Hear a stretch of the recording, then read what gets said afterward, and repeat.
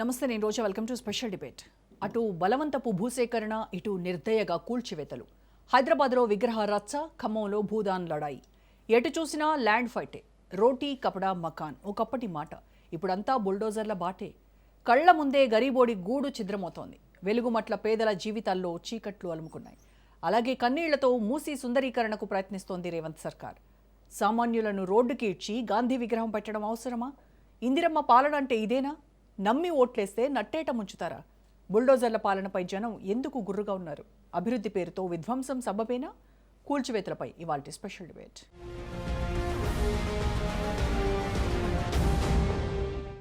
ఓ చోట మూసీ సుందరీకరణ, మరో చోట రోడ్డు విస్తరణ, ఇంకో చోట అభివృద్ధి మంత్ర.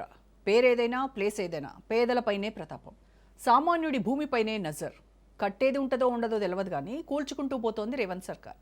రాష్ట్ర వ్యాప్తంగా నిత్యం ఏదో ఒక చోట బుల్డోజర్లను ప్రయోగిస్తోంది. నెత్తి మీద నీడను, కాళ్ల కింది నేలను కూడా లాగేసుకుంటోంది అన్న విమర్శలు వెలువెత్తుతున్నాయి. చెరువు మధ్య భవంతులు కట్టుకున్న, శిఖంలో లేక్ వ్యూ సౌధాలు నిర్మించుకున్న, కబ్జా భూమిలో దర్జాగా పాగా వేసినా పట్టించుకునే అధికారులు సామాన్య ప్రజలపై నిర్దయగా పంజా విసురుతున్నారు.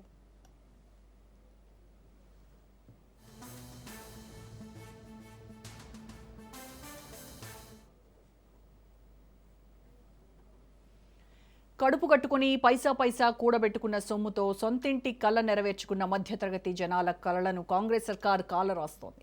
ఖమ్మంలో భూదాన్ భూముల వివాదం రోజు రోజుకు రాజుకుంటోంది. వెలుగుమట్ల రెవెన్యూ పరిధిలోని 147, 148, 149, 160 సర్వే నెంబర్లలో 62.7 ఎకరాల ల్యాండ్పై రగట ఆగటం లేదు.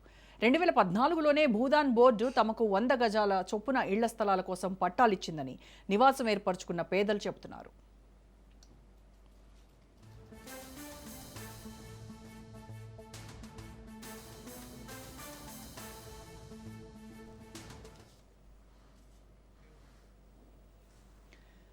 నిజానికి వినోబానగర్ భూదాన్ భూముల సమస్య దశాబ్ద కాలంగా స్థానికులకు కంటి మీద కునుకు లేకుండా చేస్తోంది. రియల్ ఎస్టేట్ వ్యాపారులకు, ప్రభుత్వాలకు మధ్య పేదలు నలిగిపోతున్నారు. భూదాన్ ల్యాండ్స్ విషయంలో ప్రభుత్వాల నిర్లక్ష్యం స్పష్టంగా కనిపిస్తోంది. భూముల అమ్మకాలు జరుగుతున్నప్పుడు, ప్రజలు ఇళ్లు నిర్మించుకున్నప్పుడు అధికారులు, పాలకులు ఏం చేశారు అన్న ప్రశ్నలు వస్తున్నాయి. అప్పుడేమో చోద్యం చూసి, ఇప్పుడేమో కూల్చివేయడం దారుణం అంటున్నారు స్థానికులు.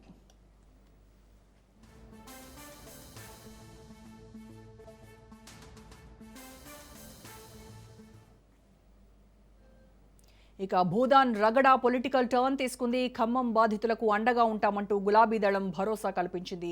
రేవంత్ బుల్డోజర్ పాలనపై బీఆర్ఎస్ వర్కింగ్ ప్రెసిడెంట్ కేటీఆర్ ఆగ్రహం వ్యక్తం చేశారు. పేదల ఇళ్లు కూల్చేయడమే ఇందిరమ్మ రాజ్యమా అని ప్రశ్నించారు. ఇళ్ల కూల్చివేత పాపం 3 మంత్రులదే అన్నారు కేటీఆర్. అక్రమ సంపాదన కోసమే భూదాన్ భూములపై కన్నేశారని ఆయన ఆరోపించారు.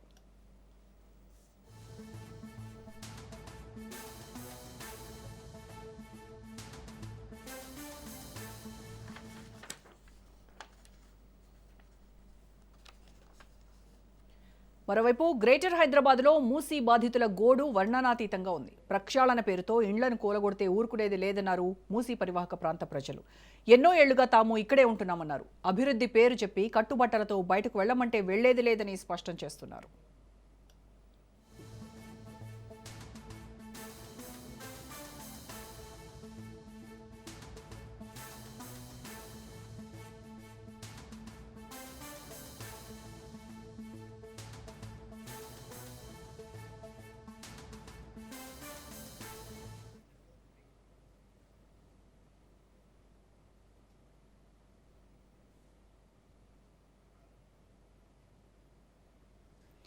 ఏళ్లకేళ్లుగా ఉంటున్న ఇల్లు ఒక్కసారిగా కూల్చేసి మరో ప్రాంతానికి వెళ్లమంటే ఎలా ఉంటుంది?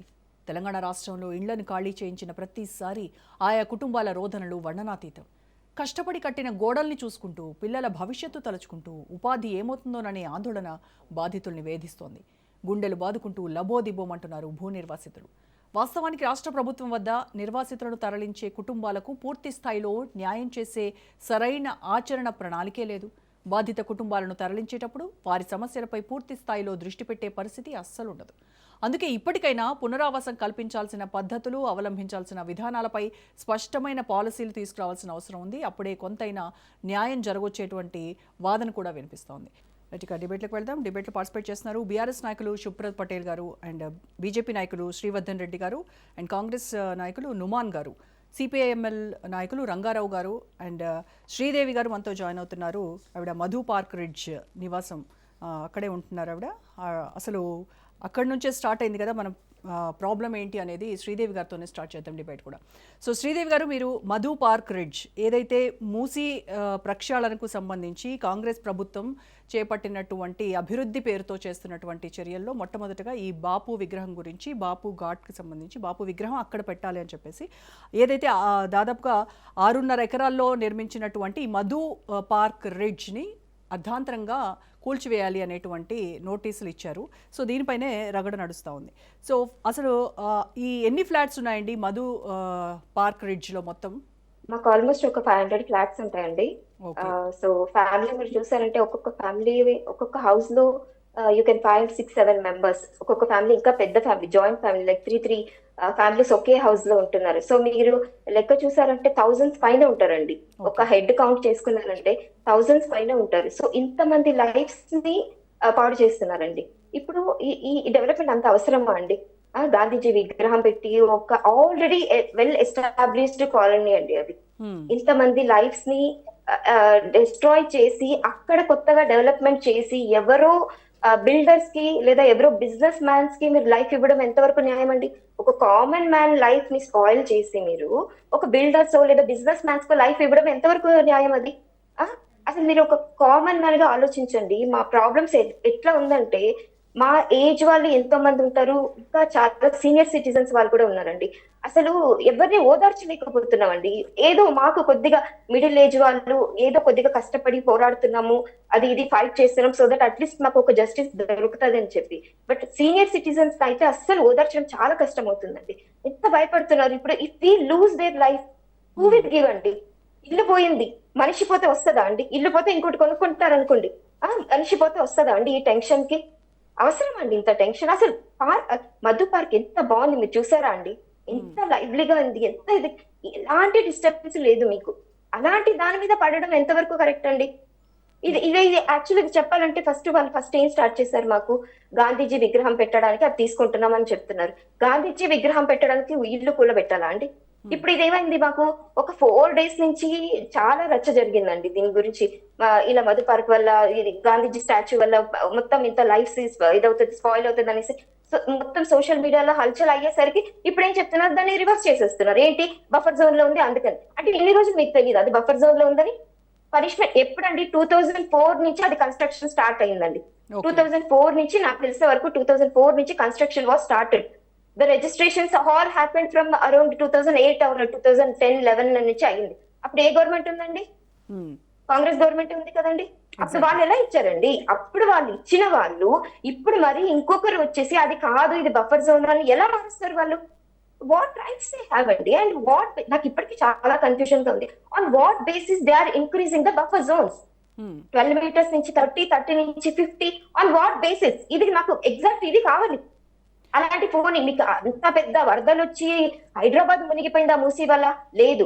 అది మూసీ వల్ల వాళ్ళకి ఎఫెక్ట్ అయినది కూడా మీరు చూసారంటే, లాస్ట్ టైం మీరు చూసారంటే వాళ్ళ తప్పిదం అది. వాళ్ళు అనవసరంగా కావాల్సిందని అన్ని గేట్స్ 15 గేట్స్ తీసి 10 feet ఎత్తి, అంత ఆబ్వియస్లీ అంత ఫ్లో వస్తుంది కదా. అంత ఫ్లో చేయడానికి అసలు ఫస్ట్ నుంచి మూసీ క్లీన్ చేయలేదు వాళ్ళు. క్లీన్ చేయకుండా సడన్ గా మీరు అంత వాటర్ వదిలితే ఆబ్వియస్లీ సిటీలోకి వెళ్తుందండి. ఎందుకు వెళ్ళదు? అంత హెవీ ఫ్లో ఉన్న వాటర్ వెళ్తుంది. అది దీన్ని మొత్తం ఈ స్ట్రెచ్ వాళ్ళ వల్ల వస్తుందని ఎలా మీరు బ్లేమ్ చేస్తారు? That's completely wrong. ఓకే.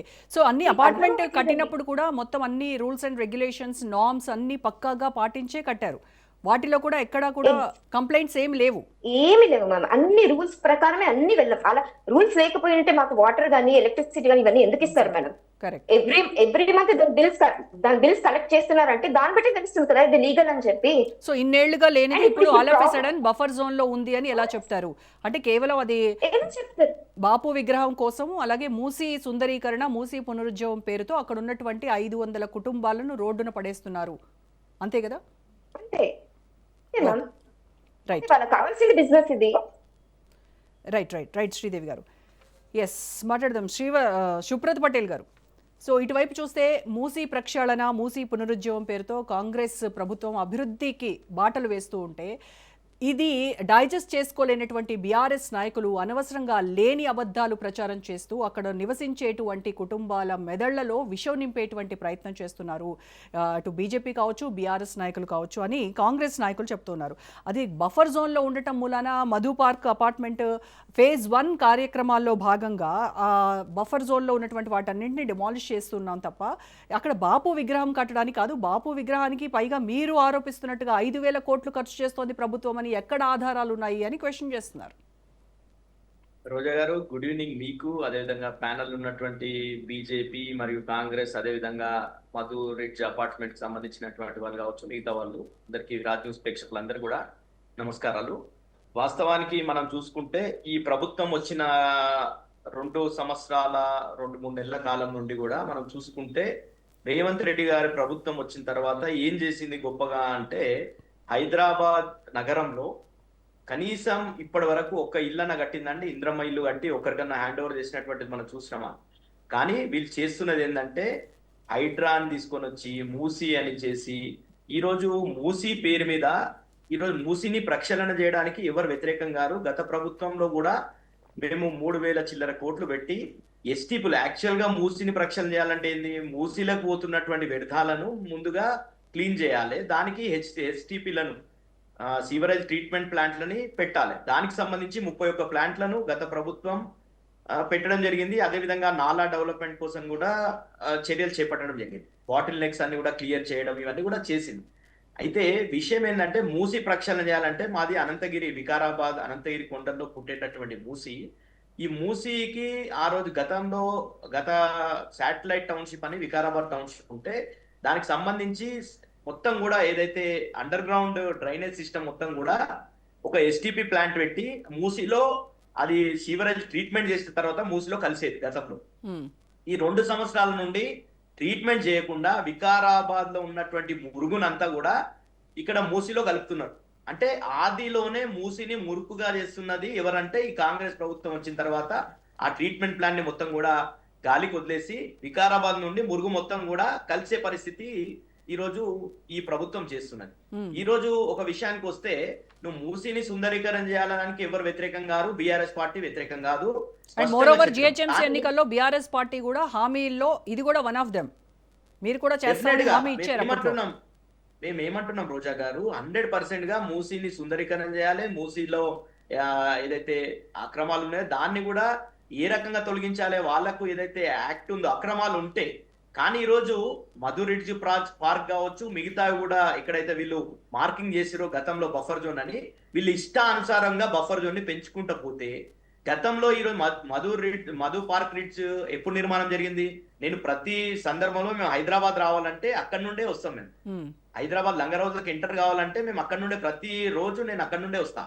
అట్లాంటి పరిస్థితిలో అది ఎప్పటి నుండి నిర్మాణం జరుగుతుంది? 2004-05 నుండి నిర్మాణం జరిగి చాలా రోజులు జరిగింది. అది నాకు తెలిసి ఒక 7-8 సంవత్సరాలు నిర్మాణం చేపట్టారు దాన్ని. అది జరిగిన తర్వాత మొత్తం ఈరోజు ఆక్యుపై చేసుకున్న తర్వాత పర్మిషన్లు ఇచ్చింది గతంలో ఉన్నటువంటి కాంగ్రెస్ ప్రభుత్వం. ఈ రోజు గాంధీ పేరు మీద ముఖ్యంగా వీళ్ళు ఏం చెప్పారు, గాంధీ సరోవర్ అని చెప్పేసి మొత్తం కూడా హిమాయ్ సాగర్ నుండి మేము లంగారావు బాపు ఘాట్ వరకు మేము ముందు ఫస్ట్ ఫేజ్ లో చేస్తాము. దీనికి 5,000 కోట్లు వెచ్చిస్తాము. దీన్ని మొత్తం సుందరీకరణ చేస్తాం. ఈరోజు సుందరీకరణ చేయడానికి ఎవరు వ్యతిరేకం కాదు, ఆ మధు పార్క్ రిడ్జ్ వాళ్ళు కూడా వ్యతిరేకం కాదు. అక్కడ చాలా మంది ఉంటారు. నేను ఆ పార్క్ ఉండే అపార్ట్మెంట్లు ఉండేటటువంటి వాళ్ళ దగ్గర కూడా నేను పోయినా. గతంలో మురుగు వాసన చాలా ఇబ్బందికరంగా ఉంటే బీఆర్ఎస్ ప్రభుత్వం హయాంలో దాన్ని కొంత క్లీన్ చేయడం జరిగింది. మీకు శ్రీదేవి గారు కూడా చెప్తారు. అది కొంత మేరకు అక్కడ స్మెల్ రావడం అవన్నీ కూడా తగ్గింది. ఈ రోజు చేయాల్సింది ఏంటంటే, గత ప్రభుత్వంలోనే మీ ప్రభుత్వంలోనే పర్మిషన్లు ఇచ్చిండ్రు. ఈ రోజు గాంధీ గారి వారసులు తుషార్ గాంధీ గారు నిన్న ఏం చెప్పిండు, రేవంత్ రెడ్డి గారికి అప్పీల్ చేసిండు. మేము ఈ రోజు గాంధీ విగ్రహం పేరు మీద మీరు నిర్వాసితులను చేస్తామంటే, ప్రజల ఇల్లులు కూలగొడతామంటే గాంధీ ఆత్మకు శోభిస్తుంది 100% గా. గతంలో గాంధీని అంటే మనం చదువుకున్నాం ఏంటంటే, గాంధీని గాడ్సే అనే వ్యక్తి ఈ భౌతికంగా ఈ ప్రజలకు దూరం చేసింది. కానీ ఈ రోజు ఈ గాంధీ ఇక్కడే ఉన్నటువంటి గాడ్సే, ఎవరైతే ఈ ప్రభుత్వాన్ని నడుపుతున్నటువంటి గాడ్సే ఉన్నారో, వీళ్ళు గాంధీ మొత్తం గాంధీ కలలు కన్నటువంటి ఆదాన్ని, గాంధీ ఆశయాలను మొత్తం కూడా హత్య చేసేటటువంటి ప్రయత్నం ఈ ప్రభుత్వం చేస్తుంది. అదే గాంధీ పేరు గాంధీ మునిమనవడు రాజకీయాలు తుషార్ గాంధీ కూడా ట్వీట్ చేశారు, వద్దు మహాప్రభు ఆపండి, గాంధీ బతుకుంటే ఇలాంటివి ఎంకరేజ్ చేసేవాళ్లే కాదు. డెఫినెట్ గా కదా, మనం చూసినాం కదా రోజా గారు, అసలు గాంధీ గారి అహింసతోనే దేశానికి స్వాతంత్రం తీసుకొని వచ్చిండు అనే దాంట్లో చాలా గొప్పగా మనం గాంధీని జాతిపితగా మనం కొలుచుకుంటాం. అట్లాంటి గాంధీ పేరు మీద ఈరోజు రాజకీయాలు చేస్తున్నటువంటి పార్టీలు ఈరోజు ఏ రకంగా వీళ్ళని నిర్వాసితులు చేస్తారండి? ఏ రకంగా మీరు వాళ్ళు ఇంకొకటి విషయం ఏంటంటే రోజా గారు, మీరైనా నేనైనా ఒక ఇల్లు కట్టుకుంటున్నాం అంటే చాలా సెంటిమెంట్ తోని, ఎంతో కష్టాజీవితంతోని అంత ఈజీగా ఇల్లు కట్టుకోవడం పాసిబుల్ కాదండి. రేవంత్ రెడ్డి లాంటి వాళ్ళకు 100 ఇల్లులు ఉండొచ్చు, 10 ఇల్లులు ఉండొచ్చు, వాళ్ళ కాంగ్రెస్ మంత్రులకు వేరేళ్లకు. వాళ్ళ ఇల్లులు ఈ రోజు కూలుస్తలేరు. మళ్ళీ రేవంత్ రెడ్డి గారి సోదరు తిరుపతి రెడ్డి గారిది బఫర్ జోన్ లోనే ఉంది, అది కూడా దుర్గం చెరువు బఫర్ జోన్ లోనే ఉంది. మళ్ళీ దాని మీదనేమో నోటీస్ ఇచ్చి కోర్టులలో స్టేలు తీసుకునే విధంగా ఈ ప్రభుత్వం ఇచ్చి, ఎవరైతే బడా బడా నేతలకు ఉన్నాయో వాళ్ళ ఫామ్ హౌజులు కావచ్చు, వాళ్ళ విల్లాలు కావచ్చు, లేక్ వ్యూ గెస్ట్ హౌజులు కావచ్చు, అవన్నీ జోలికి పోతలేదు ఈ ప్రభుత్వం. ఈ ప్రభుత్వం పేదల వ్యతిరేక ప్రభుత్వం. మనం చూసినాం, చెరువుల కొంటి ఉన్నటువంటి పేదలని ఊడు చెదిరించినటువంటిది. గతంలో కూడా సుప్రీంకోర్టు చాలా జడ్జిమెంట్స్ ఉన్నాయి. ఎప్పుడైనా కానీ ఏదన్నా ప్రభుత్వం నిర్ణయం తీసుకొని ఎవరినైనా నిర్వాసులు చేయాలంటే డెఫినెట్ గా వాళ్ళకు పునరావాసం కల్పించాలని చెప్పింది. ఎవరికి పునరావాసం కల్పించారు? ఎవరికైనా ఒక్కరికి పునరావాసం కల్పించినటువంటి పరిస్థితి ఉందా? ఈ రోజు చేసేటటువంటి ఈ క్రియని మానుకోవాలి రేవంత్ రెడ్డి గారు. ఈయన లగచెర్లలో ఆయన కాన్స్టిట్యున్సీలో స్టార్ట్ అయినటువంటి రివల్యూషన్ కూడా మనం చూసినాము. హెచ్సియులో ఏం జరిగిందో చూసినాము. హెచ్సియులో భూములు ఎక్కడ భూమి కనిపిస్తే ఈయన ముందటి నుండి కూడా ముఖ్యమంత్రిగా అయినప్పటి నుండి కూడా ఆయనకు అనుభవం ఉన్నది.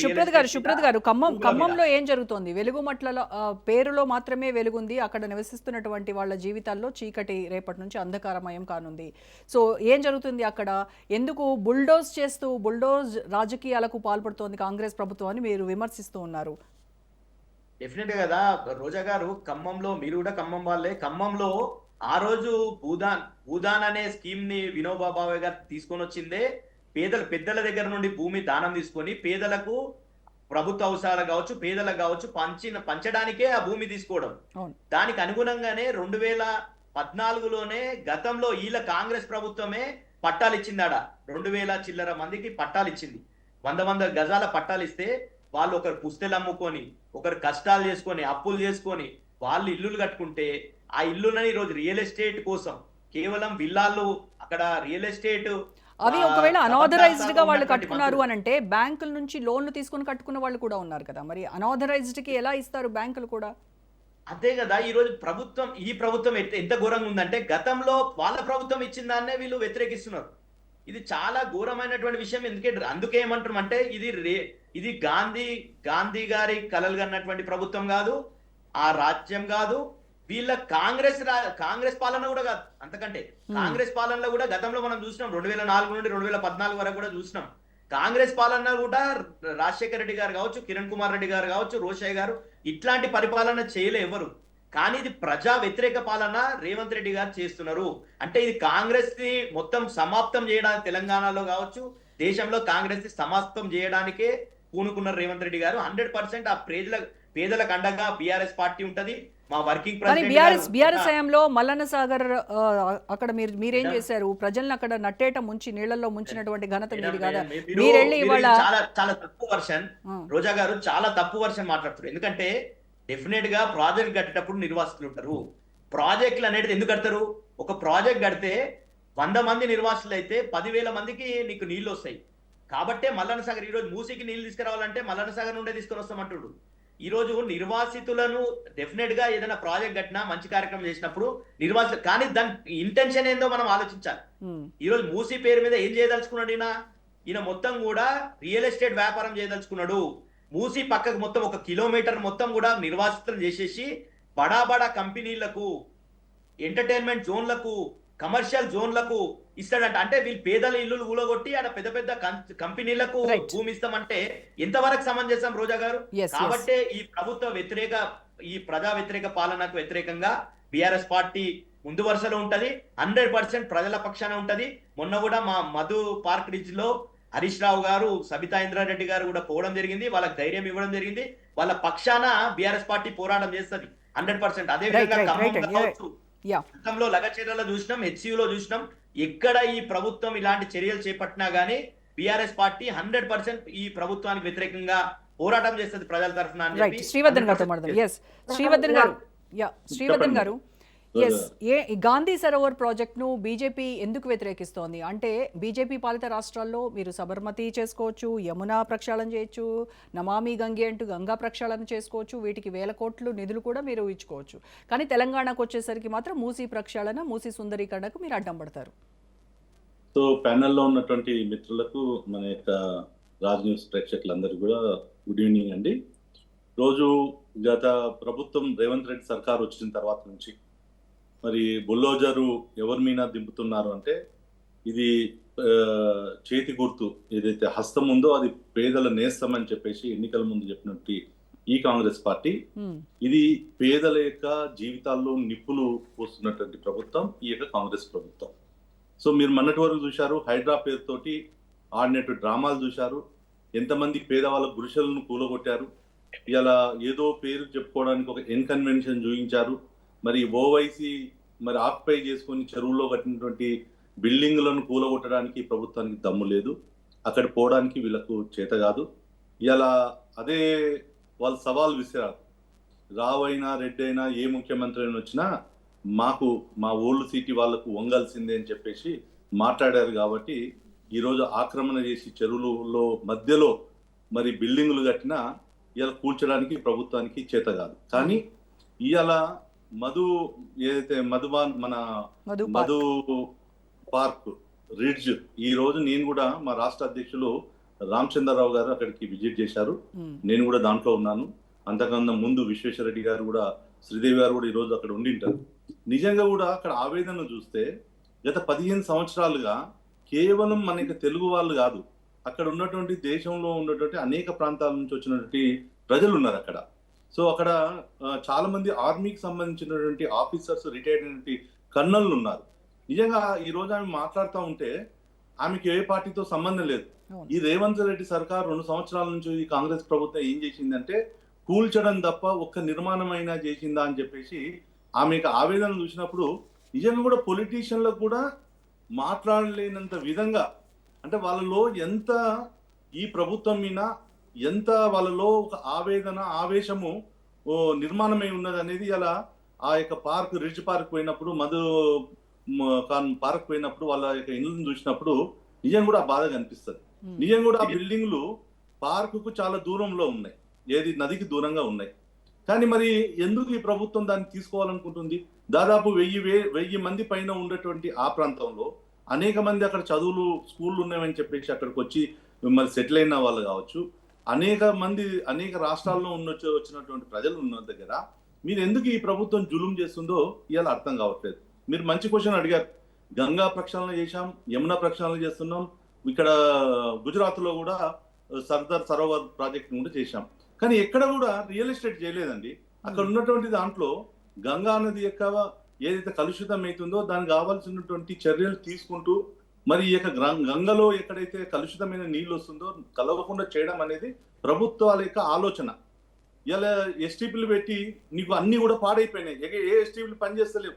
ఇలా మీరు ట్యాంక్ బండ్ కాడిపోయి ఉండండి, ఇలా వాసన వస్తుంది, 10 నిమిషాలు ఉండలేని పరిస్థితి. ఈవెన్ ఈ రోజు అక్కడ పార్క్ దగ్గర పోయినా కూడా అక్కడ కూడా వాసన వస్తున్నట్టు పరిస్థితి. సో ఈ ప్రభుత్వం ఏం చేయాలి? నువ్వు సుందరీకరణ చేయడానికి ఎవరికి వ్యతిరేకం కాదు, మూసి సుందరీకరణ చేయండి. మేము కోరుకున్నది అదే. ఏదైతే ఉందో సబర్మతి నదిని మరి ఆ యొక్క నర్మదా నీళ్ళని, అక్కడ ఉన్నటువంటి నీళ్ళని తీసుకొని వచ్చేసి సబర్మతి నదిని క్లీన్ చేసి అలా అహ్మదాబాద్, గుజరాత్ లో ఒక అద్భుతమైనటువంటి నగరాన్ని నిర్మాణం చేశారు. కానీ ఇక్కడ ప్రభుత్వం ఏం చేస్తుంది? సో ఈ సబర్మతి ప్రక్షాళన పేరుతోనే దాదాపుగా 12,000 ఇళ్లని అక్కడ నుంచి తీసేశారు కదా, మరి ఇక్కడ మాత్రం అభివృద్ధికి ఎందుకు మోకాలడుతోంది బీజేపీ?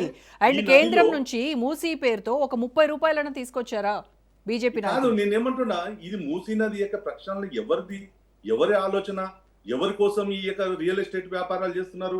మీరు మన చూశారు, ఈ రాష్ట్రానికి డబ్బులు కావాలంటే ముఖ్యమంత్రి గారు నన్ను కోసినా కూడా కోసుక తింటారా? మీరు ఉద్యోగులు, రిటైర్డ్ ఎంప్లాయీస్ దగ్గర మాట్లాడారు. మీరు అవును ఉద్యోగాలు చేశారు, 58-60 ఏళ్లకు రిటైర్డ్ అయ్యారు, పైసలు లేవు, ఏం చేస్తామని అన్నారు. ఇదే ముఖ్యమంత్రి మన శిక్షణ తరగతుల కాంగ్రెస్ పార్టీలు ఏం చెప్తున్నారు? మనం అనుకుంటే కాంగ్రెస్ పార్టీ కార్యకర్తలు అనుకుంటే ఈ రాష్ట్రం నుంచి గాంధీ కుటుంబానికి మనం 1000 కోట్ల రూపాయలు ఇవ్వచ్చు, ఆ స్థాయిలో ఉన్నామని చెప్తా ఉన్నారు. అంటే ఈ ప్రాజెక్టులు ఎవరి కోసం కడుతున్నారు? ఈ రోజు నిజంగా కూడా ఈ రాష్ట్రంలో లేకపోతే హైదరాబాద్ లో ఈ నదిని సుందరీకరణ చేసి మరి నిజంగా కూడా ఆ నదికి అటు ఇటు ఉన్నటువంటి ప్రజల యొక్క జీవితాల్లో ఒక వెలుగును తీసుకొని వచ్చి వాళ్ళ యొక్క ఆరోగ్యాన్ని తీసుకురావడం కోసమా, లేదు ఒక వ్యాపారం కోసమా? మీరు ఈరోజు రోజా గారు అదే నది ఏదైతే ఉందో ఈ బ్రిడ్జికి యువతల పక్కన ఉంది, మీరు అదే నదికి అటు ముందుకు వెళ్తే నార్సింగ్ వస్తుంది. నార్సింగ్ నుంచి మనం ఏదైతే కోకపేట పోతున్నామో ఆ బ్రిడ్జిని అనుకొని ఇవాళ ఒక పెద్ద కమర్షియల్ కాంప్లెక్స్ నిర్మాణం జరుగుతూ ఉంది. 40 అంతస్తులో 50 అంతస్తులో. అది ఏడు జరుగుతుంది, నది లోపల జరుగుతుంది. నీళ్ళు వచ్చి అడ్డం దాన్ని తగులుతుంది. మీరు ఈ రోజు పోయి చూడండి. అంటే ఆడలేని ఈ ప్రభుత్వానికి అక్కడ కనిపించినటువంటి ఇది ఈ రోజు అంటే లేటెస్ట్ ఇంకా ఈ కంప్లీట్ కాలేదు, అది స్టిల్ గోయింగ్ కన్స్ట్రక్షన్ జరుగుతుంది. 15 సంవత్సరాల క్రితము ఇక్కడ వీళ్ళు కట్టుకొని ఇల్లు కట్టుకొని ఇక్కడ ఫ్యామిలీ నివాసం ఉంటుంటే ఈ రోజు వచ్చే అపార్ట్మెంట్ కూలగొట్టేది ఎందుకు కూలగొట్టాలండి? ఎస్, నీ సుందరీకరణలో అవసరం ఉంది. ఎక్కడుంది? కొంతమంది ఇల్లీగల్ గా దగ్గరలో నదికి పక్కలో కొంతమంది వచ్చి వేసుకున్నట్టు అవుతుందో వాళ్ళకి పునరావాసం చూపించమని చెప్పారు. పునరావాసం కల్పించి అది తీసుకోమన్నారు. అక్కడ ఏ రాజకీయ పార్టీ మిమ్మల్ని వీళ్ళను అడ్డు చెప్పలేదు. వీళ్ళకి అడ్డు చెప్తున్నది ఏంటి? ప్రభుత్వం పర్మిషన్లు ఇచ్చి అక్కడ బిల్డింగ్లు కట్టుకొని వాళ్ళు లోన్లు పెట్టుకొని ఈఎంఐలు కట్టుకుంటూ ఒక మధ్యతరగతి జీవితంలో ఇదే మా యొక్క నివాసం అని చెప్పేసి జీవితం యొక్క కళలన్నిటినీ ఇలా ఒక్క రోజు రాత్రికి వచ్చి 6 రోజుల నుంచి వాళ్ళను వేధిస్తుంటే వాళ్ళ మనోవేదన ఎవరు చెప్పుకోవాలి? ఈ రోజు రోడ్ మీద నుంచి ఖాళీ చేస్తే ఏడుకోవాలి. సీఎం ఇంటికోవాలన్నా, లేకపోతే వీళ్ళు చెప్పుకున్నట్టు ప్రగతి భవన్ కోవాలన్నా, లేకపోతే వీళ్ళు కోట్ల రూపాయలు పెట్టి కట్టుకున్నటువంటి సెక్రటరేట్ పోవాలన్నా, లేకపోతే ఎక్కడ పోవాలి? ఈ ప్రజలు ఏడుకోవాలి. సో ఇలా వాళ్ళను నీ దగ్గర నీకు ప్రభుత్వానికి నిజంగా కూడా చిత్తశుద్ధి ఉంటే నీవు గత 2 సంవత్సరాల నుంచి చెప్తా ఉన్నావు మూసీ రివర్ ను నేను అభివృద్ధి చేస్తాను. గత బీఆర్ఎస్ ప్రభుత్వం కూడా మూసీ రివర్ ఫ్రంట్ కోసం డబ్బులు కేటాయించింది. సో గత ప్రభుత్వాల నుంచి కూడా ఇక్కడ నడుస్తున్నాయి కదా. మరి నీవు వచ్చిన రోజు నుంచి ఈ ప్రభుత్వం వచ్చిన రోజు నుంచి మీరు ఎవరి కోసం వాళ్ళ యొక్క పునరావాసం గురించి ఆలోచన చేశారు? ఇవాళ మేము ఒకటే అడుగుతున్నాం, ఈ మధుబన్ ఏదైతే పార్క్ ఉందో ఇది ఎందుకు కూల్చాలి? ఎస్, అక్కడ 200 ఫీట్ల విగ్రహాన్ని కడతాను, ఐడిబి బ్యాంక్ తోటి 4,500 కోట్ల రూపాయల లోన్ తీసుకొచ్చాము. నేను అక్కడ ఏది మన గుజరాత్ లో స్టాచ్యూ కట్టారు ఏదైతే సర్దార్ పటేల్ కు, ఆ స్టాచ్యూని నేను ఇక్కడ కట్టాలి అని చెప్పి నువ్వు చెప్పుకుంటా ఉన్నావు. సర్దార్ పటేల్ యొక్క ఏదైతే స్టాచ్యూ కట్టారు ఎక్కడ కట్టారు? అది చాలా దూరం కట్టారు. అక్కడ ఇలా పర్యాటక ప్రాంతం ఈవెన్ ఇప్పుడు మధు పార్క్ ఉన్నటువంటి అపార్ట్మెంట్ ఆ ప్లేస్ లో మేము కట్టట్లేదు, అక్కడ కాదు, ఆల్రెడీ బాపు మ్యూజియం ఉంది, బాపు ఘాట్ అని పిలుస్తాము, అక్కడ కడదా మేము ప్లాన్ చేస్తున్నాము అని చెప్తున్నారు కదా. మరి ఎందుకు కూల్చాల్సిన బఫర్ జోన్? నేనేమంటున్నా, నదిని సుందరీకరణ చేసినప్పుడు అది కూల్చాల్సిన అవసరం ఏముంది? ఇలా నేనేమంటున్నా, ప్రపంచంలో అనేక దేశాలు ఉన్నాయి, మీరు చూశారు. ఈ రోజు లండన్ లో కావచ్చు, ఇంకా అనేక దేశాల్లో నదుల పక్కన ఇండ్లు ఉన్నాయి, బిల్డింగ్లు ఉన్నాయి, అపార్ట్మెంట్లు ఉన్నాయి.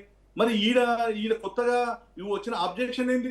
ఇవాళ 50 ఫీట్లు బఫర్ జోన్ అని చెప్పేసి ఈ రోజు మాట్లాడుతున్నారు, ఇంకో 50 ఫీట్లు వదిలిపెట్టాలంటున్నారు. ఈ 50 ఫీట్లు బఫర్ జోన్ 50 ఫీట్లు వదిలిపెట్టి నువ్వు బిజినెస్ చేయాలనే కదా, నువ్వు వ్యాపారం చేయాలి. ఇక్కడ ఒకటి చెప్పాలనుకుంటున్నా, శ్రీదేవి గారు, ఎక్స్క్యూజ్ మీ, నేను ఇక్కడ ఒకటి చెప్తున్నా. ప్రతి ఒక్కరు వచ్చి బఫర్ జోన్ శ్రీదేవి గారు, శ్రీదేవి గారు ఒక్క నిమిషం, శ్రీవర్ధన్ గారు కంప్లీట్ చేసినాక నేను రోజా గారు ఇది ఒక వైపు. రెండోది నేనేమంటున్నా, ఖమ్మంలో ఇవాళ భూదాన్ భూమికి సంబంధించి 2014లో అక్కడ ఉన్న పేదలకు పట్టాలు ఇచ్చారు.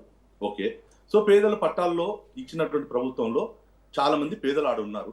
మేము ఒకటే అడుగుతున్నాం, గత బీఆర్ఎస్ ప్రభుత్వంలో కొన్ని తప్పిదాల వల్ల రైతుల యొక్క భూములు ఈ యొక్క ధరణిలో సరిగాలేదు.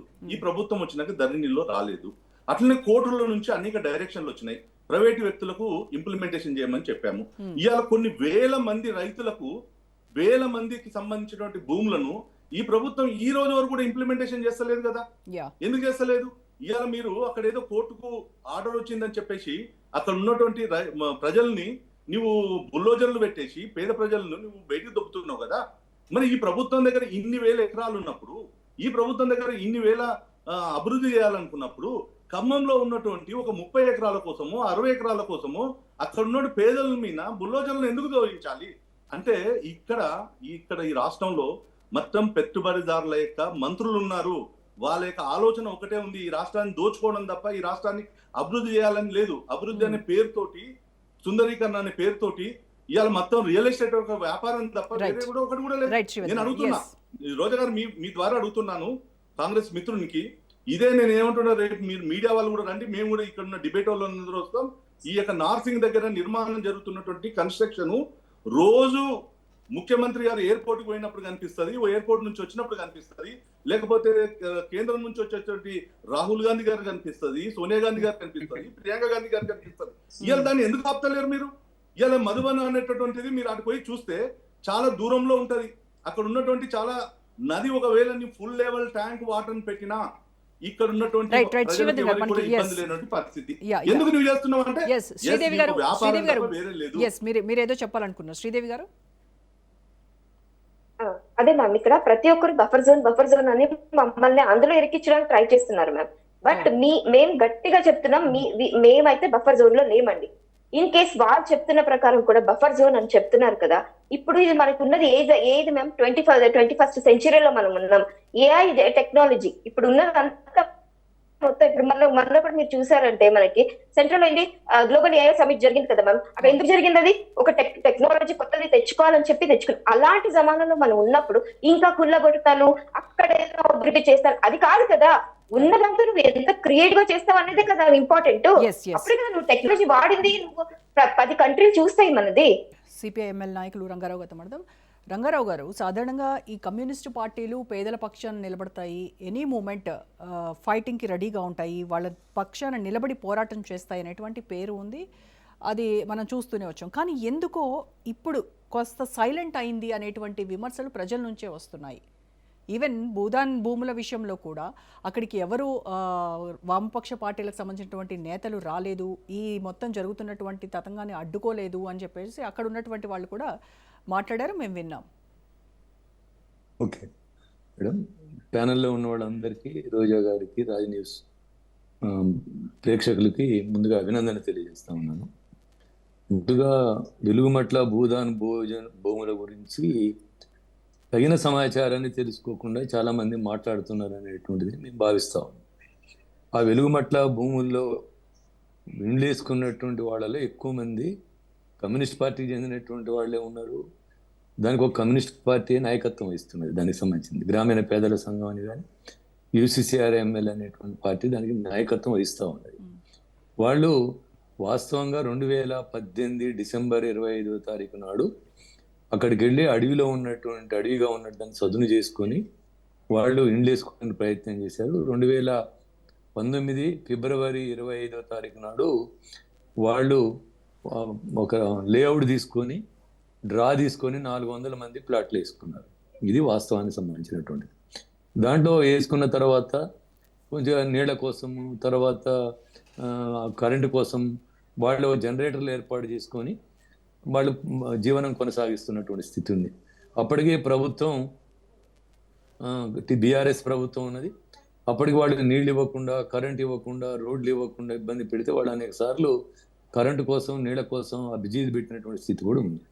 అధికారులు కానీ, ప్రభుత్వం కానీ, పోలీస్ యంత్రాంగం కానీ మీరు అక్రమంగా వచ్చారు కాబట్టి ఖాళీ చేయాలని చెప్పి మీకు పట్టాలు లేవు అనేటువంటి పద్ధతుల్లో వాళ్ళు అనేక కొర్రీలు పెడితే వీళ్ళు హైకోర్టుకి వెళ్ళి కొన్ని ఇంజక్షన్ ఆర్డర్స్ తీసుకున్నటువంటి మాట వాస్తవం. ఇంజక్షన్ ఆర్డర్స్ ఇచ్చిన తర్వాత అందులో ఉన్నటువంటి భూదాన్ బోర్డులో ఉన్నటువంటి ఒక ఉద్యోగి వీళ్ళకి పట్టాలు ఇచ్చారు. ఆ పట్టా హక్కులు ఇప్పుడు ఆ ప్రజల దగ్గర లేవు, ఆ నాయకత్వం దగ్గర ఉన్నటువంటి స్థితి ఉన్నది. కాబట్టి ఆ పట్టాలు వచ్చిన తర్వాత 400 మంది స్థిరం ఏర్పాటు చేసుకునేటువంటి బదులు అందులో కొంతమంది ఒక గ్రూప్గా తయారైపోయి ఒక దురాశకు గురైపోయి పక్కనున్న 31 ఎకరాలు కూడా మనకు భూములు వస్తాయి, 400 ప్లాట్లే కాదు ఇంకా 900 ప్లాట్లు, 1000 ప్లాట్లు వస్తాయని చెప్పి అనేక మంది దగ్గర వసూలు చేయడం ప్రారంభించి 50,000 నుంచి 5 లక్షల రూపాయల దాకా వసూలు చేసి కొన్ని 10 కోట్ల రూపాయలు వసూలు చేసినటువంటి ఫలితంగానే అక్కడ పెద్ద అల్లకల్లోలం జరిగినటువంటి విషయం ఉంది. అనేక కంప్లైంట్, పోలీస్ స్టేషన్లో కంప్లైంట్, బయట పంచాయతీలు, ఘర్షణలు తీవ్రంగా జరిగింది. కాబట్టి ఇప్పటికీ ఒక 5,000 నుంచి 8,000 మంది దగ్గర వసూలు చేసింది.